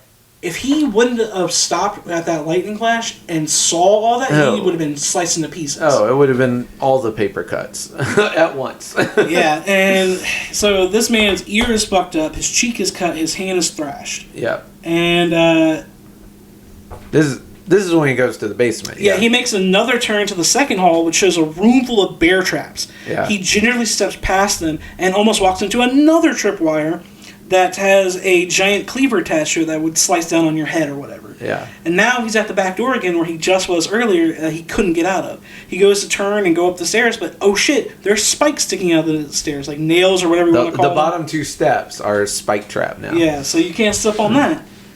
And he has no options left, so he goes into the basement. Yep. He's walking in the dark, keeping an eye on the dust that's falling from the collector steps above him. Yeah. And as he's walking backwards in the dark, trying to keep an eye on the steps, he bumps into fucking Michael, who's sitting in the chair, and he cuts the lights on, and Michael is a bloody fucking mess. Yeah. He is taped to or chained or something to a chair. Yeah. He's harnessed to this chair, and he's seen some shit. He's been through some shit. His face is all busted up, broken cheekbones, cut eyebrow. Yeah. He's got holes drilled in his fucking feet where you put hooks through. Yeah. It's reminiscent of what they do to cattle when they go to hang them up to bleed them out. And yeah. That's the best way I can compare it. Is Michael is being prepped like a cattle. Yep. But Michael and Arkin talk, and Arkin vows to help Michael. Michael's worried, of course, about Victoria. He's worried about his wife. Let's also note that while still being calm and Michael is screaming, Arkin's like, shut the fuck up. Yeah. Shut the fuck up. I'm trying to help you. I'm going to help you. You have to be quiet. Yeah. Which, it works, and he convinces him, like, dude, I'm not behind this. You have to believe me. Yeah. And he's like, all right, now I get it. I know you're not him. Right. And he's like, where's Victoria? And she's like, she's in the other room over there. I don't even know if she's alive. Help her. Get her. Yeah. Save her. Save my wife. Save my kid. Yeah. Which is so, again, like, Michael's not a one-dimensional character. He's exactly. like, save my child, save my wife. Like, get them out of here first. And he also tells him, I need you to go get my gun from upstairs. Yeah, he tells him where the gun and the ammo are. And he gives him the safe combination because the gun is in the safe. So Arkin has not forgotten his original mission. He's like, ooh, what's the combination? He got so excited when he was like, it's in the safe. Arkin's like, ooh, what's the combination? He's like, what's safe? Yeah. He's like, yeah, it's behind the mirror in my bathroom. It's like, what interesting news I did not have until this point. Now it's even easier for him to break in because he's got the fucking code 24/7. But first, he's got to go check on Victoria. Yep, and who is bathtubed. When Arkin finds her in an empty bathtub with tape over her eyes, the tape not only is it over her eyes, it's duct tape, right? So it should be in there pretty good. The fucking collector, being a sadistic bastard, has like fish hooked the duct tape into the side. I thought it was staples. I thought it was staples too, but like he unhooks it with a safety pin. Ooh. Yeah.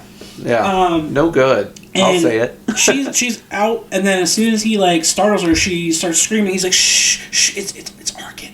Yeah. Like, be quiet. She's like, oh my god, what are you doing here? And she's the one that really hammers home. Hannah is somewhere in the house. And she doesn't care about it. Just like Michael, she doesn't care about herself. She's like, please, just save my baby. Whatever happens to me, just save my child. Yeah.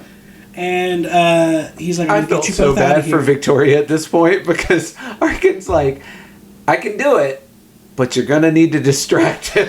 Yeah, and poor Victoria. This is poor Victoria. He did promise that he would find Hannah. Yep. He would find Hannah, get her out of there, and then come back for her and save her. And Michael, yeah. And he's like, but I can't do this unless you help me. And she's like, what? And she's like, I'm going to need you to scream. Yeah. So she's I like, can get up the stairs. He's like, I can't go up there if he's up there waiting for me. Yeah. You got to distract him. Yeah. I have to know where he is. Exactly. He has to come down the stairs so I can go upstairs and also stop as soon as you see him so that he doesn't hurt you. Yeah. Oh man, Arkin. Again, it's good. It's a good idea. This keeps speaking volumes to the character because if we look at his thief business aside, even though he's doing that wrongdoing, he's doing that wrongdoing for a greater cause. Yeah. And even in doing so, he did not bail. Yeah. He did not bail out. No. He decided, I'm going to try and help these people. I'm going to help these people, yeah. Even if they think that I might be behind it, I'm going to try and save these people because they don't deserve this. Yeah. Even if later I'm going to have to answer a lot of uncomfortable questions about why I was there, character. How did I get there, like, I'm still going to do it, yeah. He's one of those great characters that I love so much that they are flawed. They're not like Unsullied and Superman, like Boy Scout, clean cut. Yeah. Like they do have tarnished aspects of their character. Yeah. But as a whole, I view Arkin, and you can agree or disagree with me, I view Arkin as a good person. Oh, as he is a good hero. person. I think he's a very good person. Solid protagonist that is very set in realism. That diamond was insured. Wasn't nobody going to get hurt. Yeah. Like, I'm fine with it. It's like that stealing outweighs anything else that's happening. And that's my personal opinion. Oh, yeah. And so they agree that, all right, he's gonna come down here. She's gonna scream. They do the scream and trick. It works just long enough for Arkin to fucking run up the stairs to try and find Hannah. Yeah. And to get to the safe. This is the point where, like I said, I know earlier I was questioning how good of a mom she was. Yeah. This whole thing changed my opinion. Yeah. And again, this is me going back to when I even first watched. Yeah. I just remember how I felt like I hated her. Oh wait, okay, maybe she's not such a bad person or mom. Yeah. Because her prime aspect is save my kid, save my kid. Yeah. Michael, same thing, save my wife, save my kid. Yeah. So they're not. And I think we also find out here that Jill's not here. Yeah. Jill is away. She snuck out with her friend. That's what Victoria said. Yeah. Like, so we don't have to worry about Jill. We just got to get Hannah. Arkin does get the gun and the diamond. Let's be clear. He gets paid. Yeah. But when he gets back upstairs, he notices all the booby traps have been reset. The chandelier's hanging back up. Yeah. With the knives ready to drop on somebody. Yeah. And the golf club thing's been reset too. Yeah. As Arkin is frantically but quietly looking for Hannah, we see the collector grab pliers and garden clippers. He clamps down on Vicky's tongue like he's getting ready to cut it off, but he just keeps torturing her, squeezing her tongue harder and harder. He never actually cuts it off. I think this was a warning. Yeah. It's like, if you do it again, this is what you get. Yeah. Don't scream again. Yeah. So thankfully, he does not chop her tongue off at this juncture. And at this point, when he gets to doing that, he puts the gag back in her mouth very gently. And we get a better side profile look at what he looks like. You still don't see a full facial shot or full body perspective of him. You get a slight side profile of him kind of turning his head being like, He's questioning everything. Yep. Because he doesn't have confirmation that there is someone. He just he's found a toolbox, but that could have been left earlier. Yep. He knows Hannah's still up there somewhere. But yeah, he still hasn't seen Arkin. So Arkin finally opens the bolt with the code, and like you said, he doesn't forget why he came here. He pockets that giant ass fucking ruby or whatever it is, and gets the gun as well. Yep. But unfortunately for him, he goes to go grab the bullets, and the fucking box of bullets is empty. Yeah. The box of bullets is fucking empty. Michael, what the fuck, man? Oh, I think Collector took them. Oh, you think so? Yeah. I mean, think about it. Well, we never get a He rigged a golf club. True. You know he's going to make sure that the gun's inaccessible one way or the other. If I was the Collector and I opened a drawer and there was a box of bullets in there, I'd leave the box. But I'd do exactly what the Collector did, in my opinion anyway. Take the bullets, leave the box, so you have that false hope of, oh, thank God. No, motherfucker. Yeah, well, I mean, that part, I guess, never really is the answer. That's kind of It could be either way. It's definitely my own headcanon, but that seems like the kind of shit a Collector would do. Plausible, very plausible for this scenario. Yeah. But anyways, Arkin's having, a quiet shouting match. Not shouting match, but he's just like, God damn it, what good is a gun with no bullets? What the fuck? You can throw it at somebody. And as this is happening, you start hearing thumping coming from the closet. Where he was just, ironically, it's the closet he was just in hiding. Yeah. He didn't notice that there was a giant red trunk in the closet next to him. Yeah, why would you? You're kind of busy not getting murdered. Yeah, you just see Michael's bloodied ass and you're trying to defend yourself. I get it. Yeah. So Arkin opens up the closet and he sees the familiar red trunk from the beginning of the movie. Yep.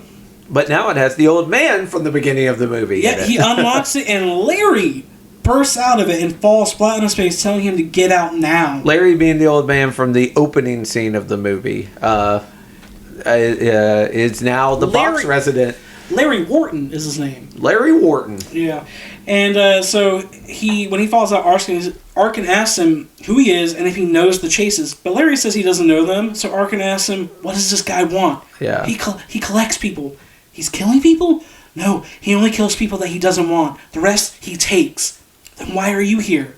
I'm the bait. Which I didn't understand. Like, bait for what? You're already... He already has this family. No, this goes back to the beginning. This is how he fucking captures people. So what he did to Larry at the beginning, someone else is in that box when Larry opened the box. Right.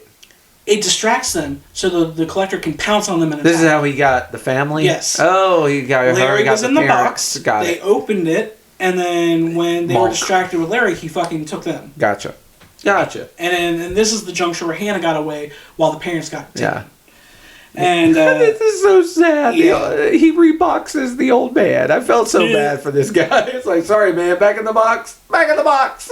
He also says, if you're not chosen, you'll never leave this house alive.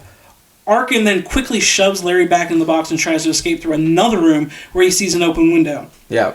This is the discretion warning of animal death. This is our sad cat. Unfortunately. Yeah. Without thinking, he's just like, oh my god, an open window, I can get fucking out of here. Yeah.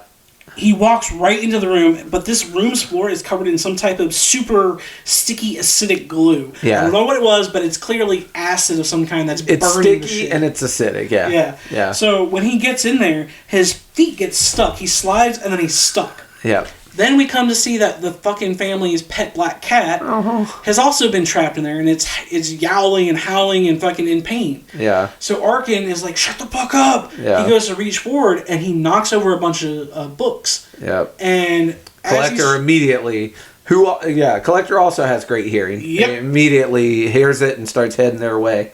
But very quickly, Arkin rips his feet out of his shoes. He tries to grab his shoes out of the fucking goo as he jumps on he uses the books that he knocked on the ground as a stepping stone. So smart, yeah. Jumps onto the bed. Yeah. Which I assume this is probably Jill's room. Yeah. Because that's why the window was open. Yeah. Jill climbs in through that window. Yep. Checks out. And Arkin is stuck. He rips his shoe. He's like, fuck, I've got no shoes now. Yeah. And he's like, fuck it, let me try and save the cat. Like, he even tries to save the cat. I know. God help him. Here's the thing. I've seen Die Hard. I know not having shoes sucks. I wish I had shoes. But he does get out of the glue trap. And so he grabs the cat, Yep. and unfortunately the cat is stuck, so it's like ripping part of the cat's skin and fur off bloodily. Yep. And finally he gets the cat free, who's like, meow! Yeah, of course. He tosses up on the windowsill so the cat can get out. But right as he does, the cat trips another booby trap wire, and it guillotines down, cutting the cat in half, and it just squirts him with blood all over his face, and he's like, oh, fuck. Yeah. And at that point, when the Collector hears the cat yowl and then get chopped, he's like, oh shit, it's time. My trap caught somebody, time to go see. He runs up the steps and he, once again, steps on the squeaky ass stair. Arkin's like, oh fuck, I got no time. Yeah. Arkin covers his shoes like a genius. He takes one of the books and fucking covers his shoes with the fallen books. Yep. So he doesn't give himself away. And then hides behind the under the covers. pillows. Yeah. Yeah, like he hides in all these massive pillows. Because, every teenage girl has a shit ton of pillows on their bed. God help you. And, this is where Arkin finally gets his first full look at the Collector while he's hiding behind these pillows. Yeah. The Collector comes in and just sees the blood from the cat. And assumes, the cat, all this is answered. The cat made the noise, the cat set off the trap, everything's fine. Also, this is the first real shot you get of his very weird eyes. Like, the Collector's eyes. Like, they look like the pupils are just super dilated. Like, they're just big black It dots. was like this, I love them. It was I like love a his cat's eyes. eye. You know when cat's eyes hit the light in the dark? Yeah. That's what it reminded me of. I love them. I love his eyes. They're so fucking weird. They had to use 2 different contacts on his eyes that they layered up to give him that reflective look. That's not a little special effects thing that I saw behind the scenes. Yeah. So Arkin's still hiding behind the pillows. The Collector walks out and goes to the box that Larry's in because he's, he hears him kicking around trying to get free. Yeah. And the Collector just kicks the box and he makes him stop. Shut the fuck up, Larry. Yeah. Nobody gives a shit what you have to say, Larry. So Arkin waits to hear the Collector go back downstairs to the basement. Yep. And at that point, he gets up and he grabs a few paper clips off of the nightstand he used. Yep. He gets back to the basement himself where he sees what is left of Michael. Yeah, Michael's no longer with us. Michael has been strung up and dissected like a cattle, which explains why the screaming had stopped when Arkin was yelling at him through the vents. Yeah. Like, I was trying to help you. Why? Why no fucking bullets? Yeah. Yeah, that screaming stopping was the death of Michael. Like, officially, done dead. Yeah, he's done dead. And this all goes back to while Arkin is doing that, there was little cuts back and forth of the Collector kind of toying with Michael, like, pull the knife out, like, acting like he's going to stab him in the gut, and, Michael flinching and shit. Yeah. And then eventually he just grabs him by the gruff of the neck and starts slicing the back of his scalp. Yep. And this goes back to the whole, like, he only takes, pieces of people. He takes what he likes, and if he doesn't want you, he just fucking kills you. Yeah. And, Arkin pretty much is like, alright, well, I guess that's that. I'm going to try and save Victoria. He gets back to help get her free. He unhooks the safety pins or the staples from her eyes using the paper clips that he had stolen. Yeah. And he tells her he couldn't find Hannah. He looked everywhere, but she wasn't anywhere. He doesn't think she's in the house anymore. Victoria says that, no, she's got to be hiding. Yeah. And she And asks he's like, about well, let Michael. me get you out of here right now. Well, her second instinct is to ask about Michael. And Arkin's like... He's fine. I'm going to get you out and come back for him. Mm-hmm. Yeah. He's got to tell her that bluff to try and keep her calm. Yep.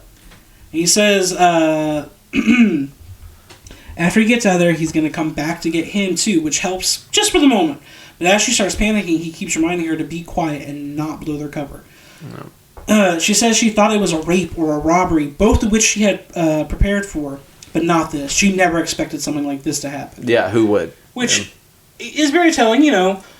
Most people that are homeowners nowadays, or, you know, housewives or whatever, they are always given the spiel by husbands in society, like, hey, if this ever happens when your husband's gone or you're home alone, a robbery or a rape are more likely to happen if you're a female alone in the house. Yeah. That's just the sad aspect That is of society. the fear of a home invasion when you're a female. Exactly. Yeah. And that's something that she was prepared for. She was ready to accept that those two things happen. Yeah. This is something that I don't think anybody could really anticipate or prepare right. for. So he tells her, follow me and keep your eyes on my back. Well, she also, before that, says, I don't want to die. Arkin says, I promise you, you're not going to die. Yeah. Just listen to me. Yeah. Well, I mean, it's true. He tries to give her the warning. It kind of reminds me of when the old Greek myth when dude's pulling his lady out of Hades and Hades is like, don't look back no matter what, don't look back. He's like, yeah, just keep your eyes on my back and you'll be fine. But yeah, it doesn't go that way. And so he's like, all right, we're going to get out of here. You need to keep your eyes on my back and keep your head down. Yep. And he's doing this so she doesn't see what's become of Michael. Michael Chase, yeah. And unfortunately, it doesn't last very long. They get a few steps out of the room, and because she steps in his pool of blood, she's like, what is this? And she looks up and sees her husband fucking eviscerated. Shit, as you can imagine. She starts screaming and just breaks free from Arkin's grasp. Runs up the stairs for a stabbing. Alright, so I always thought this was interesting. I don't know why they chose it for the audio side of it in terms of an editing choice, but when she gets to the top of the stairs, she rips open the door and she turns, and you just this close-up expression of her eyes, and then you hear what sounds like a camera whirling up to take a picture, like a high-definition picture, and it sounds like it's clicking, taking multiple pictures of her every time he starts stabbing her, and he's stabbing her very quickly, very viciously. So bad. Weird that she lived through this. I was like, oh, she's dead. Like, I just assumed, like, she got stabbed 30 times and fell down the stairs. Gone. She's done. Yeah. And she is not done. She's tough old lady. Yeah, she's barely clinging to life. Yeah. But, she stabbed quite badly on the stairs. I actually did wind up getting an answer to why there was a picture sound eventually. Oh. The picture sound comes from because the collector actually does fucking take pictures of these people when he's doing shit. Yeah. So I found that out through the post-credit scene at the end of the movie, at the 1 hour, 29 minute, and 30 second mark. Yeah. There's a scene where the collector is sitting on top of the red box, and he's just going through a slideshow of the houses he cased and the people that he fucking killed. Ah. And that's why. Like, you don't see him taking the pictures or the camera setup of him taking pictures, but it is something that is shown in like the later end of the post-credit scene. Oh. And for the longest time, I had no clue why until I watched that scene again. Well, there you go. But she stabbed many times very quickly, falls down the stairs, and the collector takes her back to the bathtub. She can't get out of this fucking bathtub to save her life. And so Arkin is now hiding under a desk in a dark covered shadow area of the desk in the basement, and he's just hiding behind a chair.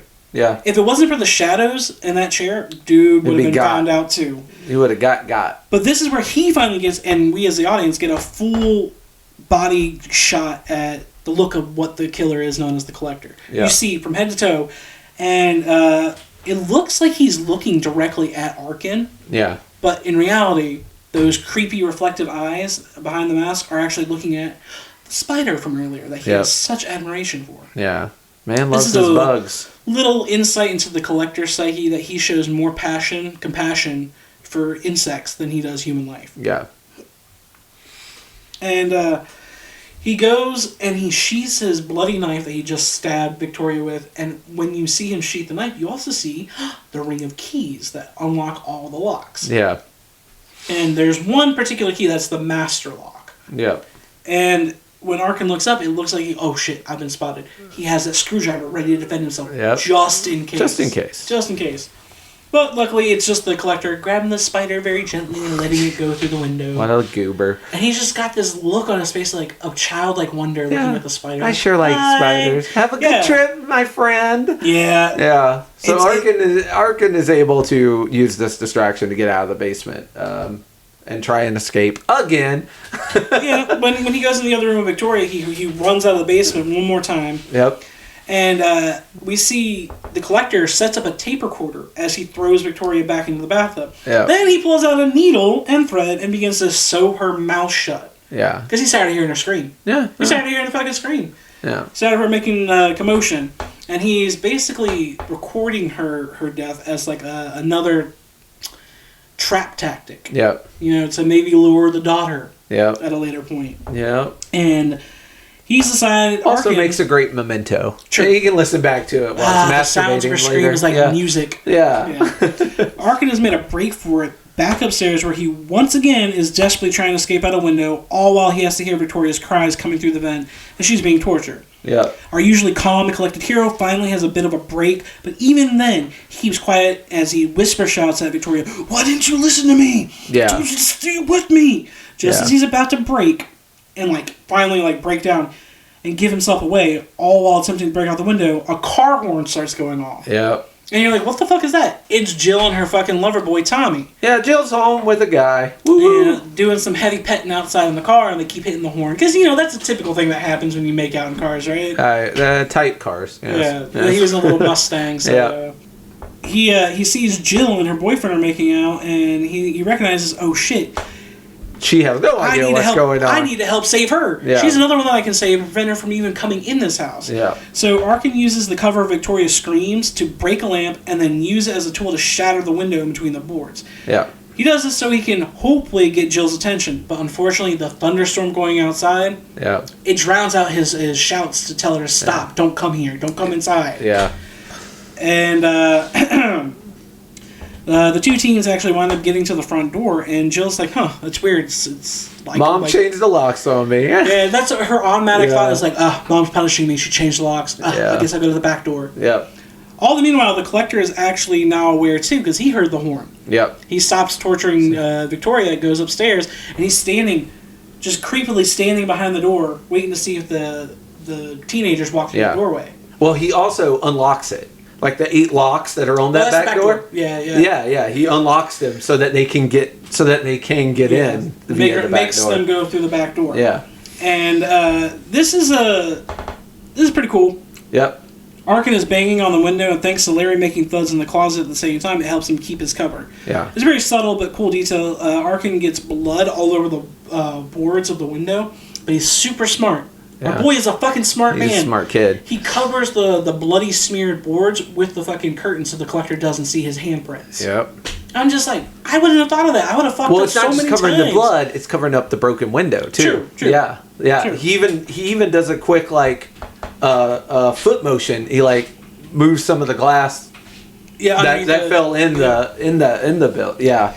This is the point where I still stand by my belief that the Collector doesn't fully know that Arkin is actually there. That's where I stand by my belief, because he just keeps thinking these things that are making noise are circumstantial, like the cat, and the books falling, and Larry is the one that's making the thumping. And noises. Victoria must have got out on her own. Yeah, because she's so smart and witty, and that's where I'm like, I don't think the Collector fully has confirmation just yet. Yeah, there's one weird thing, and it happened at the beginning of the movie, and it happens again here. And if I had a pet peeve about the movie, it would be this. And it's very minuscule. But, at the beginning of the movie and here, you have people coming into a house with an alarm system and not addressing the alarm system at all. When you come into a house with an alarm system, first thing you have to do is go over to that fucking alarm system and hit the button so that it cuts off. If it hasn't been armed, though, it's been, Well, it happened twice, and I'm like, neither of these alarm systems are on? Why even have them? The second, maybe they haven't finished installing it yet. I don't know. But, at the beginning of the movie, they also walked past an alarm system. I'm like, you got to stop and turn off the alarm system. Well, I guess you're led to assume that the collector dismantled it, so Right. You wouldn't even worry about it. But then you have a warning, because, like, it's second instinct. Like, when you come in, the first, the alarm starts beeping, you have to hit the code in time. Like, that would have been an early warning device. You come in, wait, the alarm system didn't go off. I didn't have to enter the code. But it's a very small thing, and you can easily write it off as like, well, both of these houses are being renovated in some way. Maybe the alarm systems have been left off so that construction workers can get in and out or whatever. But it was a thing that I was just like, you just came in and start making out? Like, you're not even going to turn the alarm off? Yeah, I mean, it's very subtle detail, but I also remember the time that this movie was done at, Yeah. filmed in like 2008, 2009. Yeah. So, like, security systems were still getting better around that time, and they probably had one of those ones that only would go off if you, like, broke in a window or broke the door. Yeah, that's possible, too. Nowadays, the second you open the door, you have to immediately turn it off, otherwise, after 30 seconds, the cops show up. Yeah, exactly, yeah. So it might have been one of those older versions. Let's just... That's true. Give it a little bit of an excuse. Oh, no, like I say... like you said, it is There's outs subtle. for it, but it was just like... It set off my anxiety when they didn't immediately, like, go in. I'm like, you gotta turn the alarm off, otherwise the cops are gonna show up. Yeah, now I get that. Yeah, but now...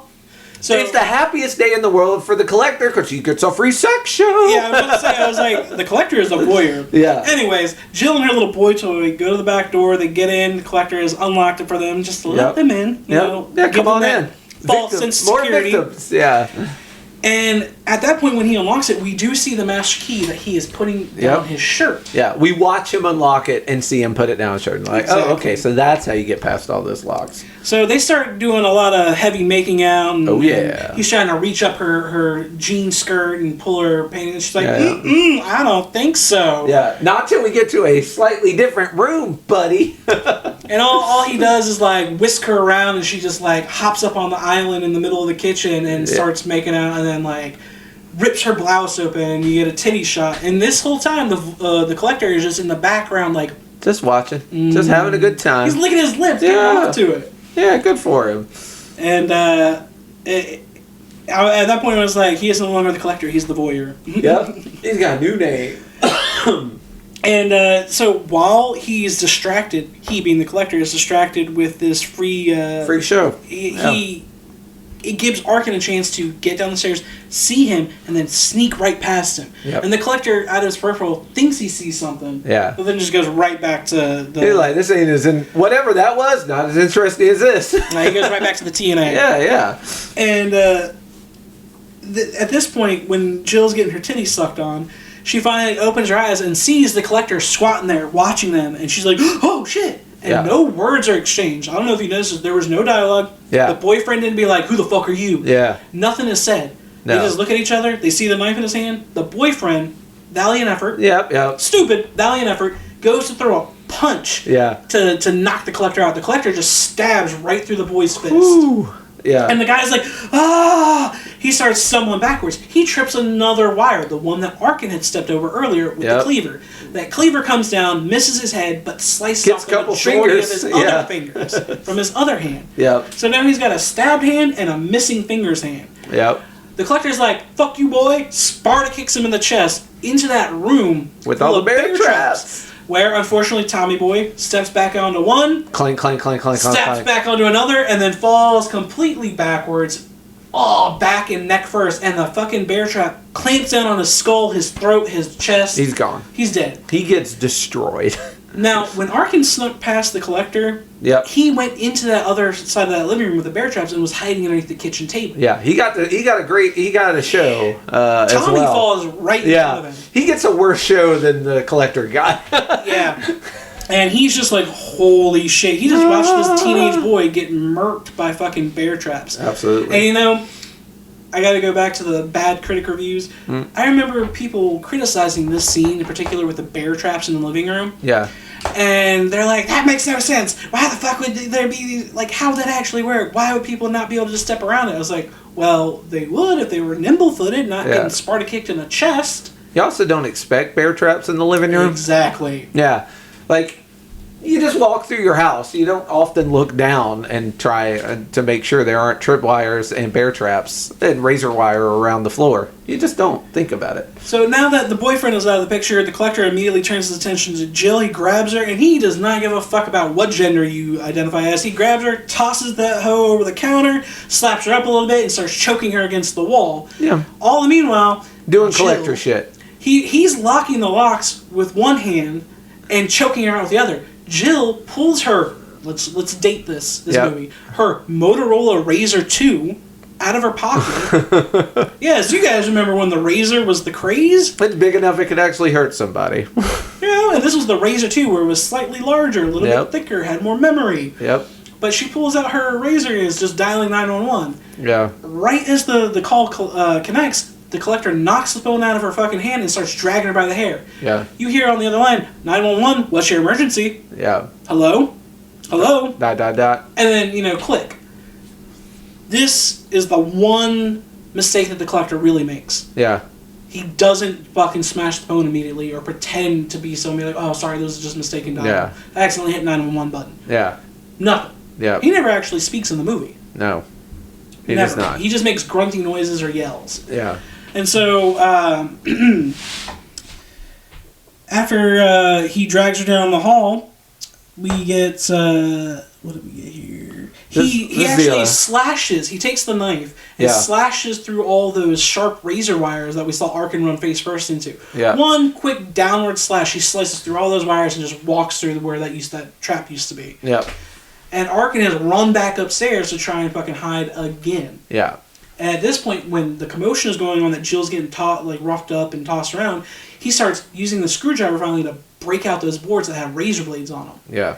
And he still hears them fighting downstairs. He takes the boards and he fucking slides them under the bed so he doesn't get caught. This man is just thinking everything so quickly. Yep. So quickly. And he's planning, this is how I'm going to get Victoria out. Jill out. This is now I'm breaking this out for both of us because he then proceeds to do the old alarm trick where you set off an alarm to get your collector to another location so Lines you can up the go old rescue egg her. timer. Yeah. He's hiding in Hannah's room, waiting to fucking... Because it's like one of the only doors that's still unlocked. It's Hannah's room. Yeah. And so he hides in there, has the egg timer going off in another room. Yeah. Which at this point the collector's are like, all right, who's fucking here? Yeah, yeah. Now he's somebody messing with me. Yeah. And this Hannah girl, I'm getting tired of her shit. yeah. So he would assume that it's the fucking child at this point because he's not been able to find her. Yeah. And while the collector is rushing up the stairs trying to tear through the rooms, Arkin comes downstairs with a pair of fucking pliers or clippers or whatever. Yeah. Jill has been strung up by the throat with a razor wire noose. Yep. Where her hands are bound and her neck's bound against the stair banister. Yeah. He starts cutting her out and he's trying to tell her, hey, I'm going to get you out of here. I'm trying to help you. Yeah. And she's like, Arkin, what the hell are you doing here? What? And she thinks, just like her dad, that Arkin is behind it.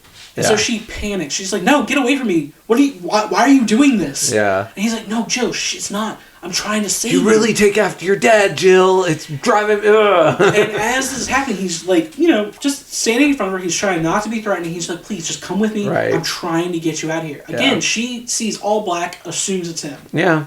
Yeah. Just an unhappy coincidence that the collector didn't show up in a bright Hawaiian shirt so that you could tell the two apart. She is now backing away, trying to get away from him in the living room. She reaches for those fucking scissors to defend herself against Arkin because she thinks he's the killer. Yep. And as soon as she grabs those scissors, it sets off the tripwire. Yeah. This tripwire, much like the one that got Michael, yanks her across the room into the wall. The wall then shoots out nail spikes which impale her through her skull, her chest. She's just being held in place like a fucking bug on a fly trap. Yeah, sorry, lady. And Arkin's just like... Jill. Fuck! Yeah. The expression on his face is just so defeated. He's just like... Well, yeah, he's failed so many times now. 3 out of the 4 people of this family are dead. Yeah. He tried helping and they just wouldn't didn't listen. Yeah. They wouldn't fucking listen. Not his fault, but you're going to carry that guilt regardless. Jill got nailed is where we left off. Alright, so Arkin is, just in shock. The look on his face, he's defeated. Yeah, he runs just in time, runs out of the room, back the opposite way so he doesn't get caught by the collector, who now has walked back downstairs and he walks into the living room to see Jill nailed to the wall and he's just kind of like, I know she didn't get herself free. Like, that's a bridge too far. He has a perplexed look on his face, kind of like, even through the mask, he's kind of like amused and confused and just like, okay, am I losing it here? Yeah. Am I losing my killer's touch? Like, what is fucking happening? I know I had her tied up good. Like, I know I did. I no way she got herself out. Oh, God. Yeah. No fucking way. While the Collector is taking Jill's body off the wall and making a bunch of noise, Arkin runs back up the stairs to try and save Larry next. Yeah. Unfortunately, Larry is hooked into the box with cattle hooks in his feet, just like Michael had. He's chained inside the box with cattle hooks. Yeah. So he can't save him. He's like, I'm sorry, Larry, I can't. And Larry's just, please help, save me. He just leaves him there. Yeah. He's like, sorry, I gotta go. It's like, that makes me 4 for 4. I tried and failed to rescue 4 people now. So, but he gets out. Arkin breaks the window out, and he's like, fuck it, I gotta save myself. Escapes. He rolls off the roof, lands in the front yard, and at this point, I mean, I think we've all seen enough movies. We know that Hannah's still in there, but at this point, we're like, he's free! He's free! Yeah, save yourself, man. Yeah. Now, this is where we come in to talk about the alternate ending from the Collector's DVD. Yes. I had Reno watch, for the first time, the actual alternate ending that was originally scripted to be the ending of the movie. Yes. To make our hero no longer a hero. Yeah. The original cut that off. the alternate ending, before they decided to go with the final product ending, would stop right here at the hour and 10-minute mark. Yeah. The movie would have only been an hour and 10 minutes. Yeah. That's a little a little short. So,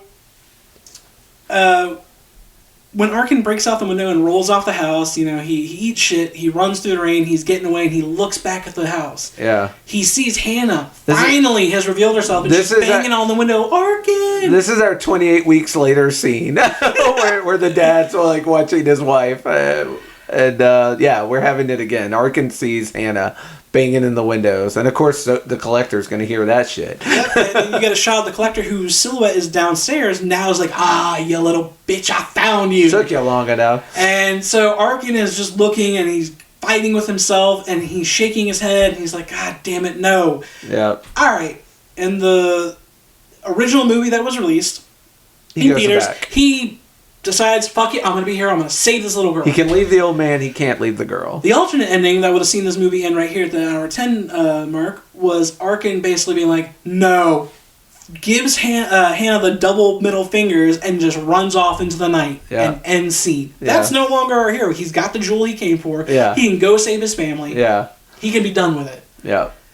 And instead, I get why they didn't go with that ending, but to me, hear me out, buddy. Okay. That is a realistic ending in my mind for the situation he's just endured for the last 48 minutes. It's realistic for me or for you, but for this character, I know. We've watched him 4 times. I know.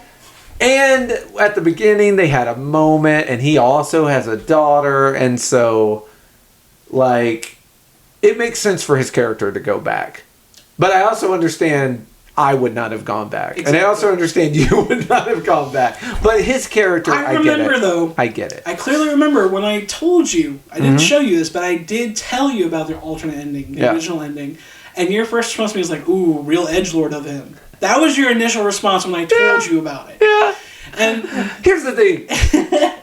The flip off was over the top. It was too much. Because even if he's like, nah, I'm just going. And you deserve it, bitch. That was too far. I could see him maybe making the decision to not go back. But to also flip her off was a bridge too far for me. That was a little Okay, I get it. Why? Why get why it's a little too far. But at the same time, I get both sides of the coin where you're saying. Right? I hear you. Yeah. I see you. I feel you. It was funny, though. It was super funny. It was super funny. It was super funny for a visual, and I think that's another part of me why I was like, fuck, I kind of wish they would have kept this ending, but at the same time, we would not have gotten a part 2 if that's how it ended. Well, I mean, we still would have. Collector's alive. He's alive. We still could have got a part 2. It wouldn't have panned out the same way this one did. Yeah. But it could possibly have happened. But, I mean, so yeah, he gives the double bird. But this is an alternate reality where he's a real jerk and flips her off and goes and gets his... And personally, if this was a scenario that my dumbass somehow managed to live through, if I was at the level of intellect of Arkin to do all this shit, right, I would understand being like, bro, fuck this. I'm not risking it. I tried. I spent the last part of the hour trying to save your ass. Yeah. It's not happening. I'm gone. Yeah. But it would have been more like a, sorry, girl, I can't do this again. Not a double bird flip, Stone Cold Steve Austin, like, chugging a beer as he walks off. Maybe that was the part for me that was like, all right, man. This is probably the part where we defer, because I understand why you would flip a child off. I mean, I understand. There are instances where a child should be flipped off. Agreed. Getting ready to get killed by the collector? Maybe not one of those instances. That also brings up my other point. Obviously, the collector has no qualms with killing kids either. Oh, no, he'll murder anybody. He's like, but I will not harm an insect. No bugs were harmed in the making of this fucking artwork. Yeah. Weirdo, but that's his bag, and good for him. That was the alternate ending. The reality of this movie is he does the heroic thing, and he says, fuck it, I have to save this kid. Although it's like it's my own daughter. There is a little indecisive. There is a moment of him standing there and looking towards freedom. And he's just like, what do I do? Yeah, but he does eventually climb back into the house. And while he's debating with himself, he has flashes of the voices of his, like, oh, we gotta have it by midnight in his head. Yeah. That's part of the debate. He's like, dude, if I leave now, I can still save my fucking family. Yeah, right. So the loan sharks don't fucking cripple my wife or cut her hands off. Yeah. The other part of it is like, I can't leave this kid to die. She reminds me too much of my own daughter. Yeah. And so he gets back just in time, too. So... because Collector's on her ass. Hannah gives herself away, and she hears the Collector running up the stairs. She starts running, and she runs around the corner where Larry is laying on the ground. He's screaming. He's like, "Run, little girl, run!" Which again, my heart goes out to Larry. Like, even he tells her to go. Like, he's not like, "Get me out of here, little girl." Like, he's like, "You go, save yourself." Yeah. Good on you, Larry. Good on you. I love how she's ducking and dodging the Collector all throughout the house. Like she runs around the table. The Collector's like, "Fuck it, I'm gonna try and crawl underneath the table." It's kind of interesting too, because it's like his traps are set for people of a certain height. He almost runs headfirst into one himself. Yeah. She does not meet the height requirement for most of these traps, and ergo, like, they are a problem for the Collector now, because he's Russian, which is something he does not normally do, and so he's got to dodge his own traps. I like that little bit to it. And when he's trying to crawl to the table to get to her, he's slashing at her legs trying to stop her. Yeah. But she's too quick. She gets back up the stairs, and that's when she runs through a hallway where he almost runs neck first into a trap, and he's like, "Oh!" So he turns and he goes through another corridor. Yeah. It gets ahead of her, yeah. And whenever she sees Larry, that's finally where she stops and screams, and then he shoves Larry back in the box, and he's like, "I got you, little girl." Yeah. Doing the creepy little hand. Now he's doing his little, now he's like, now I can gloat. But no, you can't, son, because Arkin's got your ass. He comes in and he pistol whips that motherfucker with the empty bullet gun. Yeah, that's right. That empty gun had a use after all. It's good for pistol whipping. Yeah, pistol whip the shit out of the Collector who stumbles down and is like, "Oh, fuck, dude." Yeah. He didn't hit him hard enough because that stupid mask protected his head. You should have kept hitting. Yeah. Like you should have learned you should have double tapped. You should have just kept banging on him for hours.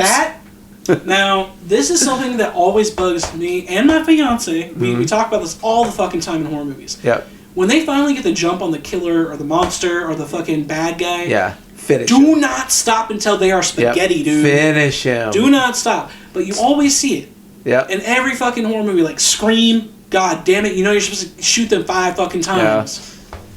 You know, Nightmare on Elm Street, Friday the 13th, Halloween, just double tap. Man, just keep hitting them. Just never I'm not stop. double tapping. I'm unloading the entire clip, and then when the clip is gone, I'm taking the fucking butt and I'm bashing till the fucking brains are on the sidewalk. Oh yeah. That's how it should be handled. But again, we're trying to add realism to this of the adrenaline rush. Yeah. All right, I knocked him out. I'm here to save the girl. We're gonna run away. I have a goal. It's get girl out of house. So this is where he shows his dad colors, and he scoops her up, carries her into the fucking next room. Yeah. Actually, her bedroom. Yep. Her mermaid room. Yep. And he's like, while he's kind of chastising her, he's rubbing her shoulders and holding her head and be like, "Where were you? I looked all over for you." Oh, it's so sweet. It definitely shows his dad's side. Yep. Emphasizes, like, this is why he's doing this, because it's like projecting his daughter onto this girl. Yep. And so she's just panicked. She's like, "I don't know, I was just hiding from the bad man." Yeah, right? And he tells her, "Okay, I have a plan. I need you to get up on the dresser. Just do as I say. Listen to what I say." And she does. She is ready to go. Again, this happens so quickly because as they're locked in the room, the Collector is beating on the fucking door trying to break it down. Yep. And he hears them whispering. Yeah. And he's like, okay. This plan that Arkin came up with on the fucking fly was, hey, you're going to get up on this TV stand. I'm going to get up on the bed. Yeah. The Collector's going to kick the door in. We're going to push the fish tank full of water onto the ground. We're going to step in the water. And make an electricity trap. We'll push the TV off that's plugged in. TV, yeah. And it'll shock him to death. Yeah. And we'll be able to get away. Yeah. The Collector, also being one step ahead too, very much on par with Arkin's intellect, decides, I'm going to use Larry as a fucking battering ram. Yeah. And just fucking throw him through the door. Toss him in first. Larry's body comes flying through. They don't see it immediately. They just put the plan into motion. Yeah. The water hits the ground. The TV hits the ground. Zzz, Larry is getting fucking electrocuted. Sorry, Larry. And Arkin immediately is like, oh, fuck, that's not the Collector. The Collector steps on Larry's body. And does a knife throw. Yo, he goes all full Batman trying to fucking...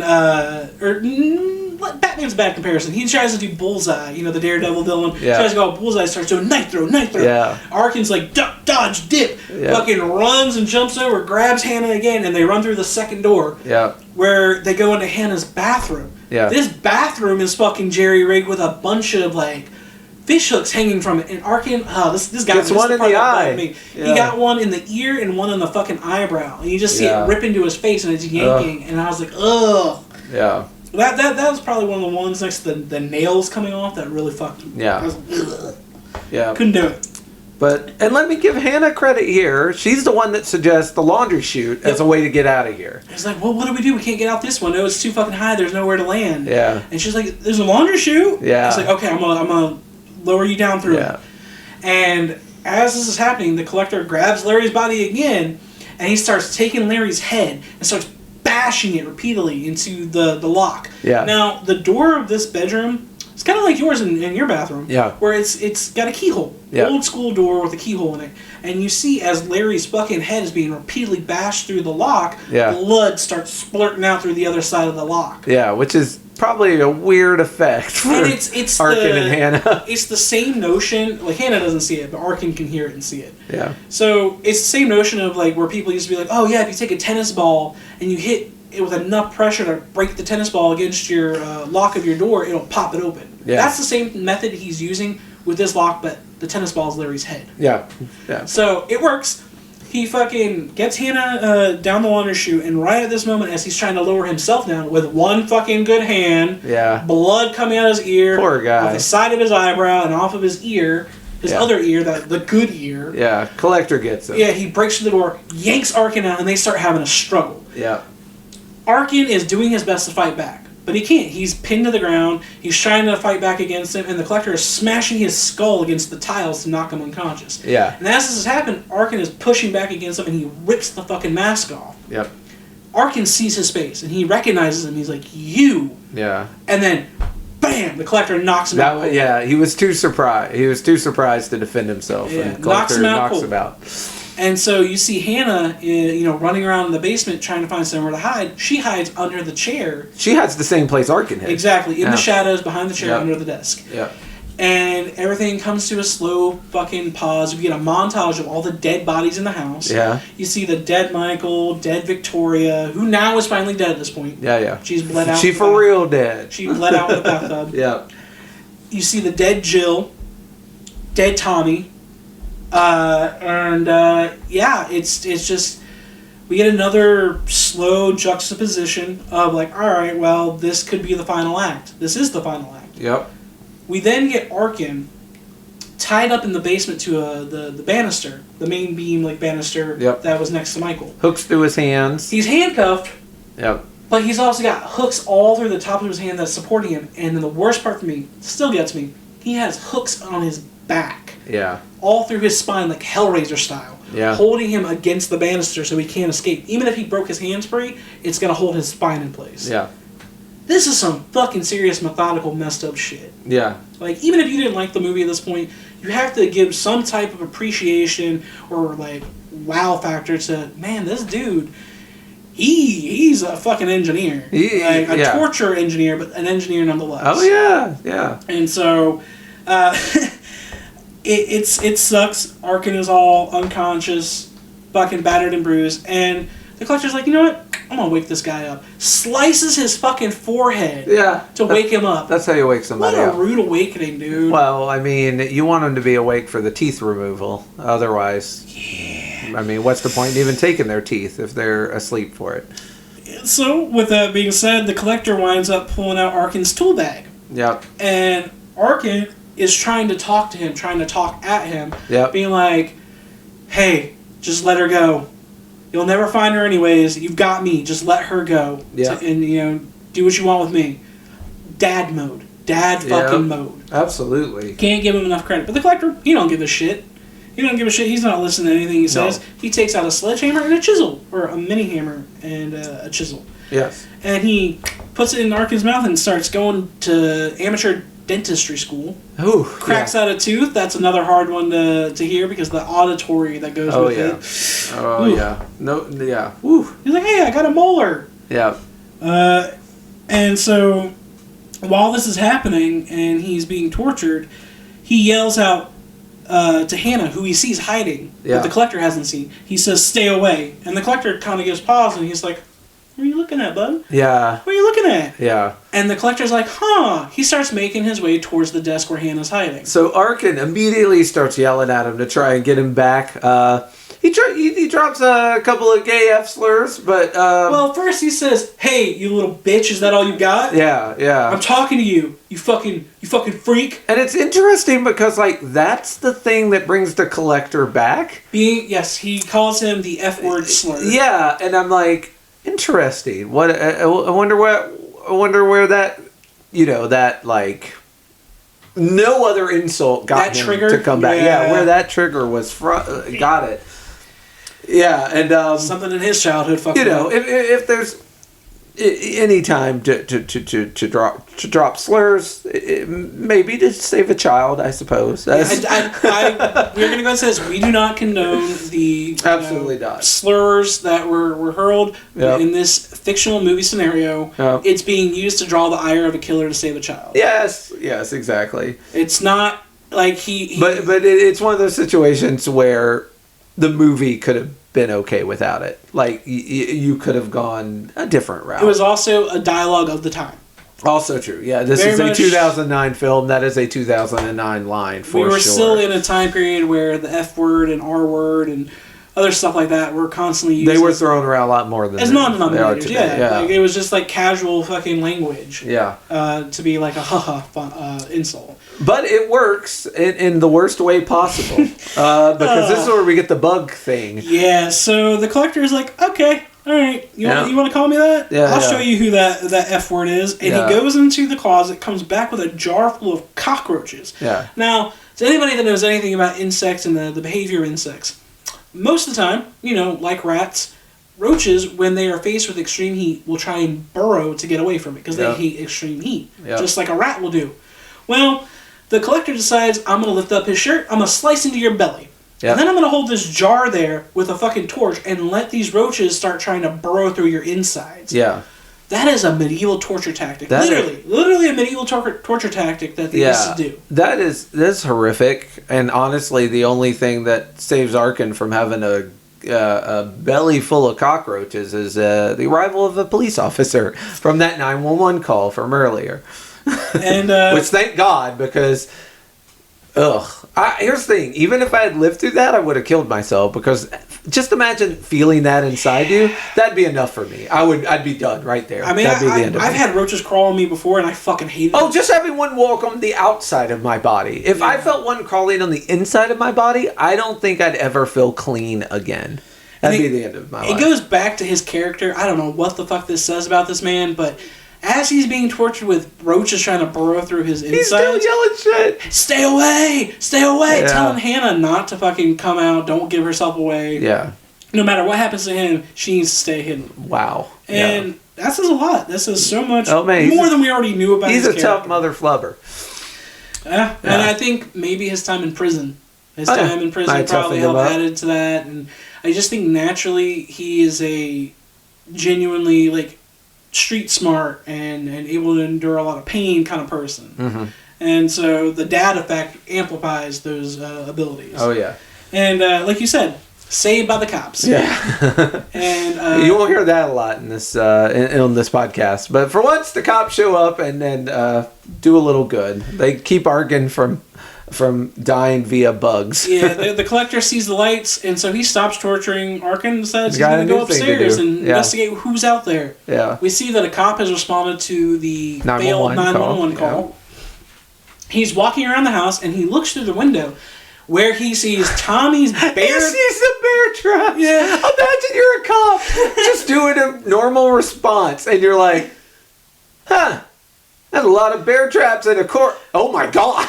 Which he does. He's like, what the? Oh my god! And immediately he gets on the fucking radio and is like, we got a dead body. We got a dead body. I need assistance to the address. And he gets the call out. Yes. Thank God. Now we have a crunch time for emergency response to get there. Yeah. There's about an 8-minute window. Yep, for Arkin and for the collector. There's only 10 minutes left in Arkin's time frame. Yep. So while this distraction's happening, Arkin is able to literally unhook his hands. Yeah. He rips the hooks out of his fucking hands and out of his spine. Ooh. Then he takes those same fish hooks that were in his hand to pick the shackles off of his ankle. Yeah. This fucking dude, man. I don't know how. Dude, I don't know how. You think that's impressive? Wait till he fucking climbs up the laundry chute with his hands turned into gooey gore and then pulls Hannah up. Yeah, so... How the fuck? Yeah, that's like a feat of fucking just adrenaline strength at that point. But meanwhile, the cop has found our collector, which is... The collector comes out from behind a tree in the rain. And just standing there. He's like, ha! Arms extended out, like enjoying the fucking nice, cold thunderstorm. Yeah, just having a nice time. He's got the knife in his hand, and he's just kind of toying with the cop. The cop's like, drop your weapon! And the collector drops it, and it sticks into the ground. Yeah.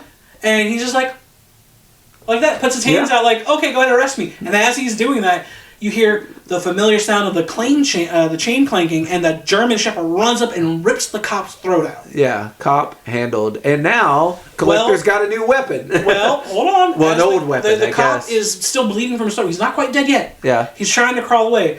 The collector's like, just walks up behind him and snap! Yeah. Breaks his neck. Yeah. Ooh, talking so much. Yeah. Well, I'm sorry. I misspoke. He has two new weapons because he unhooks his dog, which I guess technically an old weapon again. Arrow! He unhooks his dog, so he's got the dog, but he also grabs the shotgun out of the cop car. So he is now double loaded for bear for the final fight. Like. And as he's running back to the house, he takes a quick look at the basement window where he sees Arkin has gotten free now. Yeah. He's like, oh, you motherfucker. It's like, I'm so tired of this guy. One time, you really see the collector get angry. Yeah. Like, he goes, like a snarl. Yeah. And starts stomping now. And that, I know you love it, that creepy glow of his eyes when he fucking, like, rushes up to him. He's like, what are you doing? Yeah. And his eyes are just glowing. Arkin just looks over like, fuck. Yeah. So he grabs Hannah, and they're like, what do we do? He's coming. Yeah. And he's like, here, go up the chute. He's like, I'm going to pull you up after me. Yep. He climbs up to the very top of the chute where he just came from 2 floors up. Yep. And he has Hannah. He's slowly pulling her up. The dog runs down the stairs, and just in the nick of time, Hannah gets pulled up right before the dog can clamp down on her foot. Yeah. So the collector calls the dog back, and the fucking dog runs back up the stairs, heading towards the bathroom. Yep. Arkin, with Hannah, she's like, oh my god, she's still panicking. She's starting to probably lose it. Yeah. He's like, hold on. He grabs a fucking thing of matches out of his pocket, lights a bunch of trash on fire in the trash can, waits for the dog to come. As the dog is trying to rush into the bathroom to bite Hannah again, he slams the burning trash can over the dog's head, and then smashes its neck in the door and kills it. Which I am so sure I saw this in an ECW match at some point. Yeah, I think it was Raven and Sandman. I think I saw this happen. The burning bucket over the dog's face, and then snapped its neck. Yeah. The collector doesn't hear his dog, and he kind of has a sad look on his face, like, I know, right? Like, doggo? Apparently, he also has a soft spot for dogs and bugs. I just think it's just not humans. Anything not human, he appreciates. Yeah. I think that's the thing. He has a disdain for human life. Yeah. So the collector's kind of like lowering his guard, like, doggo? Yeah. And around the corner comes Arkin. Doggo. Arkin with the dog's body still in the burning trash can. He hucks the corpse of the dog at the Collector, who then shoots his dog in half. Yeah, right. And that gives Arkin enough time to jump on him, disarm him with the shotgun, and they start brawling. Yeah, they're brawling all over the kitchen. Knockdown, drag-out fight where Arkin's getting run through the kitchen utensils. He then flips the Collector over the fucking island and starts punching him in the face. Arkin gets fucking backhanded. Yeah. And right then, as he's like trying to get his ground again, he's flat on his back. He's like, oh shit, the Collector pulls out another knife, goes to stab him. Arkin yanks the fucking stove down and stops from stabbing through him. Nice, yeah. Fucking kicks it out of the... It's a really well choreographed fight. It's very realistic. It's not like a superhero fight. Yeah, exactly. It felt like a real, actual, like, brawl. Like people actually brawling, yep. And throughout all this, Arkin finally, after, not getting stabbed in the face, thanks to the stovetop, breaks the knife out of the Collector's hand, punches him in the fucking gut, and then uppercuts him, headbutts him, and then fucking decks him a couple more times before Sparta kicking him down the stairs. Yeah. Just like he Sparta kicked Tommy into the bear trap, Arkin Sparta kicked him down the flight of the stairs down to the basement. Yep. The Collector lands, he's alive, and he's like immediately, Arkin locks the door, and the Collector's like, I got a key, wait. No, motherfucker! Yeah. Arkin pickpocketed him during the fight. What a slick motherfucker. So goddamn good. Yeah. Arkin goes to run with the key to try and fucking grab Hannah and like, alright, let's get the fuck out of here. I need your help. Too many keys, though. Too many fucking keys. He's like, I need your help. My hands don't work. He's like, I need you to unlock it for me. She's going through the ring of keys to find the one that matches the hole, and lo and behold, the Collector fucking broke the key off. So they couldn't escape. That little shit. Hannah's like, what do we do now? He's gonna get us. Yeah. Meanwhile, the Collector still has the gun down in the basement. Oh, yeah. He uses the shotgun to get out of the basement. He just blows the fucking door open.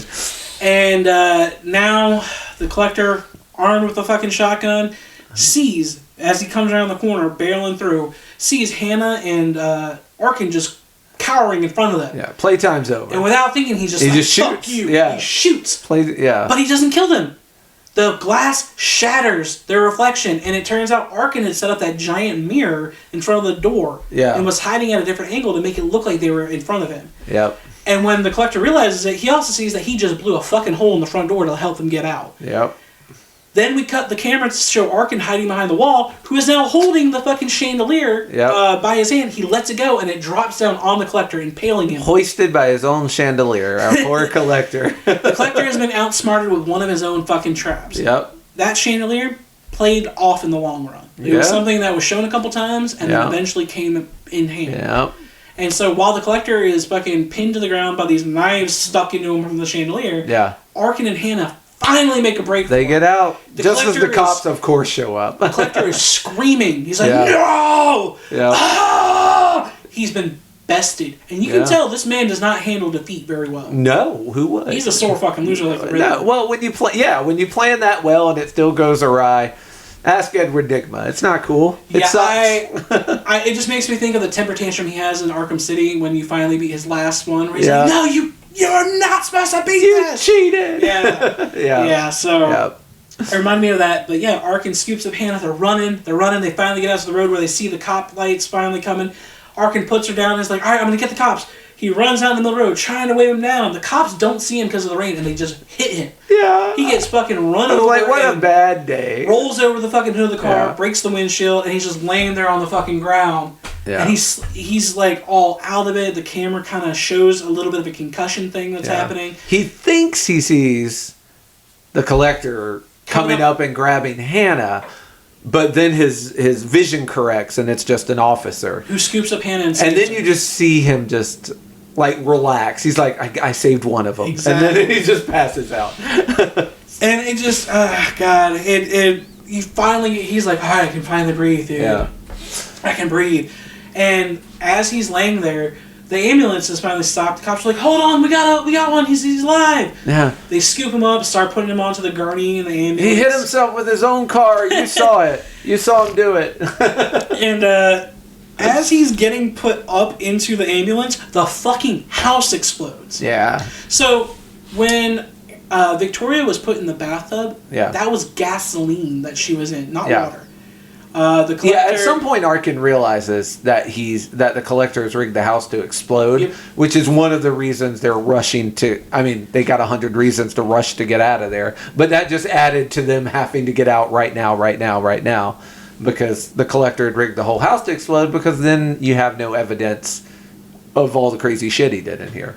Because if you leave the house, I assume people are like, hey, there's a crazy serial killer that rigs up houses is on the loose, and you don't want that, so you blow the fucking house up. Yeah. Also, I'm assuming he blew up the house because any traces of his own blood would get burnt up. Also true. Yeah, like if he wasn't going to blow it up, he definitely is now because his DNA's over everything.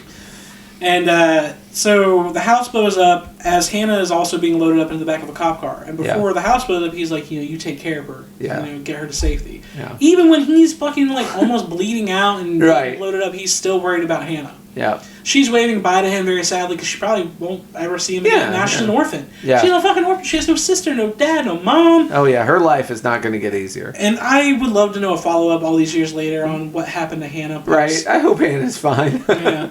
I mean, the trauma, I assume that she's got mad trauma. But yeah, they load Arkin into an ambulance, and as it's driving away, he asks what time it is. Well, first, the cop, the main cop, is, before they drive off, is asking him, so you knew this guy. You saw him? You saw his face? Oh, yeah. He was the exterminator. Yeah. What's the name of the company? Yeah. Master Trap Exterminator. So now we finally get the realization, oh, motherfucker. Yeah. The exterminator from the beginning of the movie is the collector. Yeah. And immediately, as they're discussing this, another cop, she opens up the door. She's like, "Hey, we got an address for that company, Master Trap. Get him. Let's get him." She's like, "All right, move. Let's go get him." Yeah. They start taking him to the hospital, as you were saying. Yeah. And Arkin's like, "What time is it?" Yeah. And he's like, "Just before midnight. Why?" He's like, "I need you to call my wife." Nah, dude, you are fucked up. We'll handle that in the hospital. No, you call her now. Yeah. It's important. Yeah. And he pulls the jewel out of his pocket, like, while, saying, call my wife. So finally the dude's like, all right, we'll call her. What's her name? And as soon as he's like, what's her name? Yeah. The fucking ambulance gets flips. run off the road. It's a nice scene of the flipping ambulance because you're inside, and so you see like everyone get thrown all over the fucking Except place. for Arkin, he's just trapped in place. Oh yeah, Arkin's strapped down, but the guy back there in the back with him is getting thrown all over the place. It's a great scene. Poor medic, dude. Yeah. Poor medic.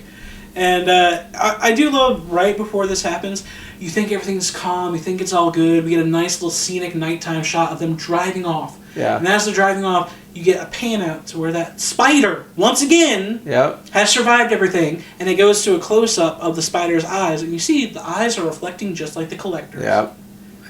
Spider getting people in his web. Very artistic shot. But yeah, immediately the fucking ambulance is flipped over, it's upside down, Arkin's dangling. He's like, hey man, are you okay? Yeah.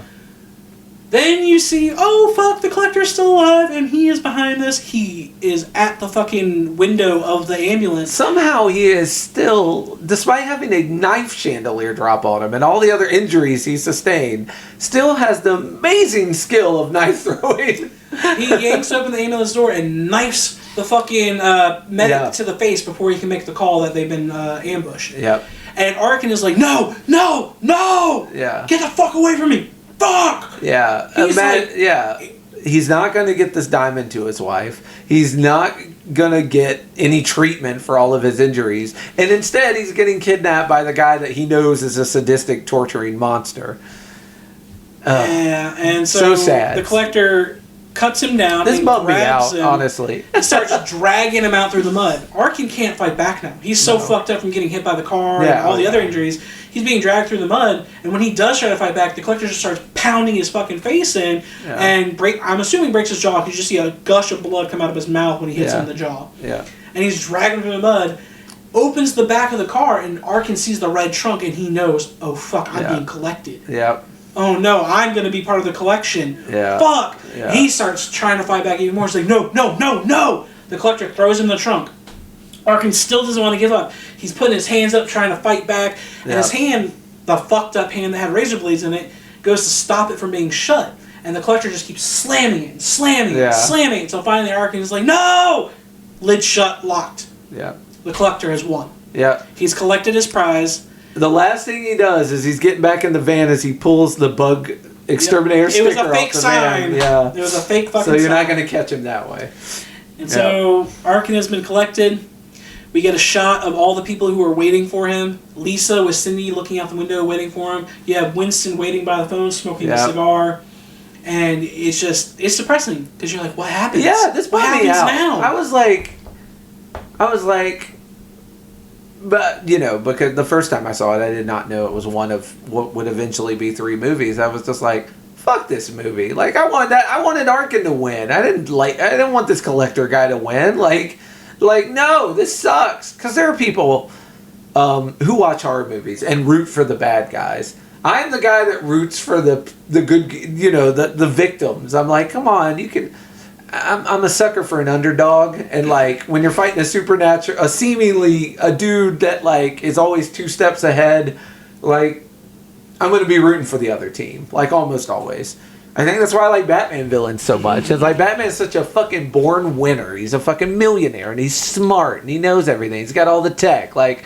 I'm rooting for the loony birds that are escaping from Arkham. Like, I'm not rooting for that guy. I feel it. And I was like, come on, Arkin, no. Exactly. Normally, I'm like on the side of the killer. I'm like, right. That's what you get for going into them woods, teenagers. Yeah, right. That's what you get for having premarital sex, teenagers, and smoking drugs. Yeah. And this time, throughout the whole movie, I'm like, God damn it, please, Arkin, make it. Yeah. And luckily, he doesn't die, but he is collected. So that might be a fate worse than death. Yeah. We'll find out in the second movie. Yes, and when we will do the collection at some point when it gets closer to the collected. Fair enough. When the collected finally gets released, we'll do follow up with the collection. Yeah. And we do get one more little scene of the box and him inside. I'm gonna fucking kill you. I'm gonna fucking kill you.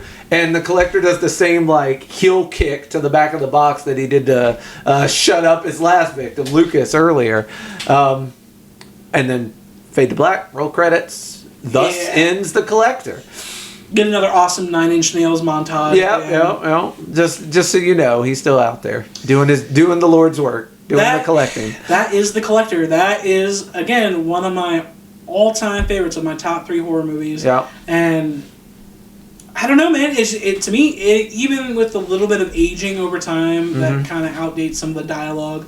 Like with the slurs and shit. Yeah. I think the movie still holds up. Oh man, I think it still holds up very well. I enjoyed it's self-contained. Yeah, I enjoyed it as much the second time as I did the first time. Very good movie. Very good movie. That's another thing. I was really happy that you and I would say there's only been like maybe 1 or 2 people that haven't liked the movie. Who weren't into it. Yeah. But those are people who don't really like horror in general and didn't really understand a lot of it. But majority of the people that I've shown it, they're like, "Oh shit, dude, that's good." A couple of them were my friends who were rich kids who did grow up in houses that fucking big. So a couple of them got kind of paranoid. They're like, "Oh shit, that house is like the same size as mine." I'm gonna lock my door tonight. Yeah, they were genuinely paranoid. They're like, "Yo, somebody could do shit like that to my house because of how big it is." And I was like, "Hey, you never know." This is the best compliment I can give that movie. Any movie that makes rich people scared is a good movie in my book. Yeah, I mean. Full disclosure, they are my friends, but I did feel that same. Like while we were friends, I still felt that as like, you rich little bastard. Like I'm glad that you're shaking your little fucking your little Uggs or Toms, whatever you were wearing at the time. Damn straight. But it's all love. They know that I still love them, regardless of their financial status in life, thanks to their parents. Yeah. That ain't on them. Yeah, it's not their fault. That ain't on them. That ain't on them. But great movie, great fucking time. Hopefully you guys who are listening to this and have watched the movie share sentiments or even have discourse about it. Love to hear the discourse. Oh my god, please drop collector love or collector irks. We're always happy to hear it. All of the shits in the show notes. All the ways to contact us and leave your comments. We will have links to the alternate ending link. We also have links to my band's music video. Yep. And links to our Instagram page, which by the release of this episode will be fully updated with our entire back catalog of all the episodes that we've done. Yeah, thank Goreship for that. That is all his animal. Yeah. I'm making it a mission of mine to, in between this episode and my moving time, while I have downtime between moving houses, to update the page with all of our info on every episode we've done so far. That way, it's... Because right now it's only reflecting the first 8 episodes. Yeah. I haven't been diligent about it the last few months. Wow. So... No time like the present. Yeah. So I figured for anybody that winds up coming to our social medias, they'll finally see, oh shit, there's more than just 8 episodes. Yeah, and give us those 5-star reviews. Tell your friends who are horror adjacent. Now, a quick bit of housekeeping. Normally, about this time in the podcast, we do our junk talk, where we pick a short off the interwebs, a horror-themed short, and yak about it.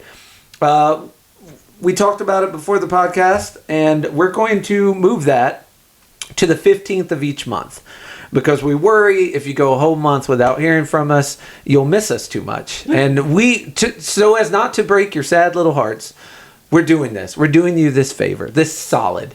So now Junk Talk will be its own little separate Mini-sodes. entity. Yeah, a little mini-sode in the 15th to give you a little judgmental horror. What do you call it? Noosh boosh, a little appetizer before next month's main course.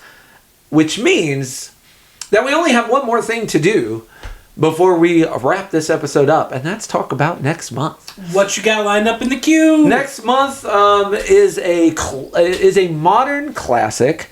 It is it's such an interesting movie and kind of a harpooning of the genre. We are going to be discussing 2011's The Cabin in the Woods. I think it's such a fun movie, and the ending, no spoilers, takes it in such a weird direction.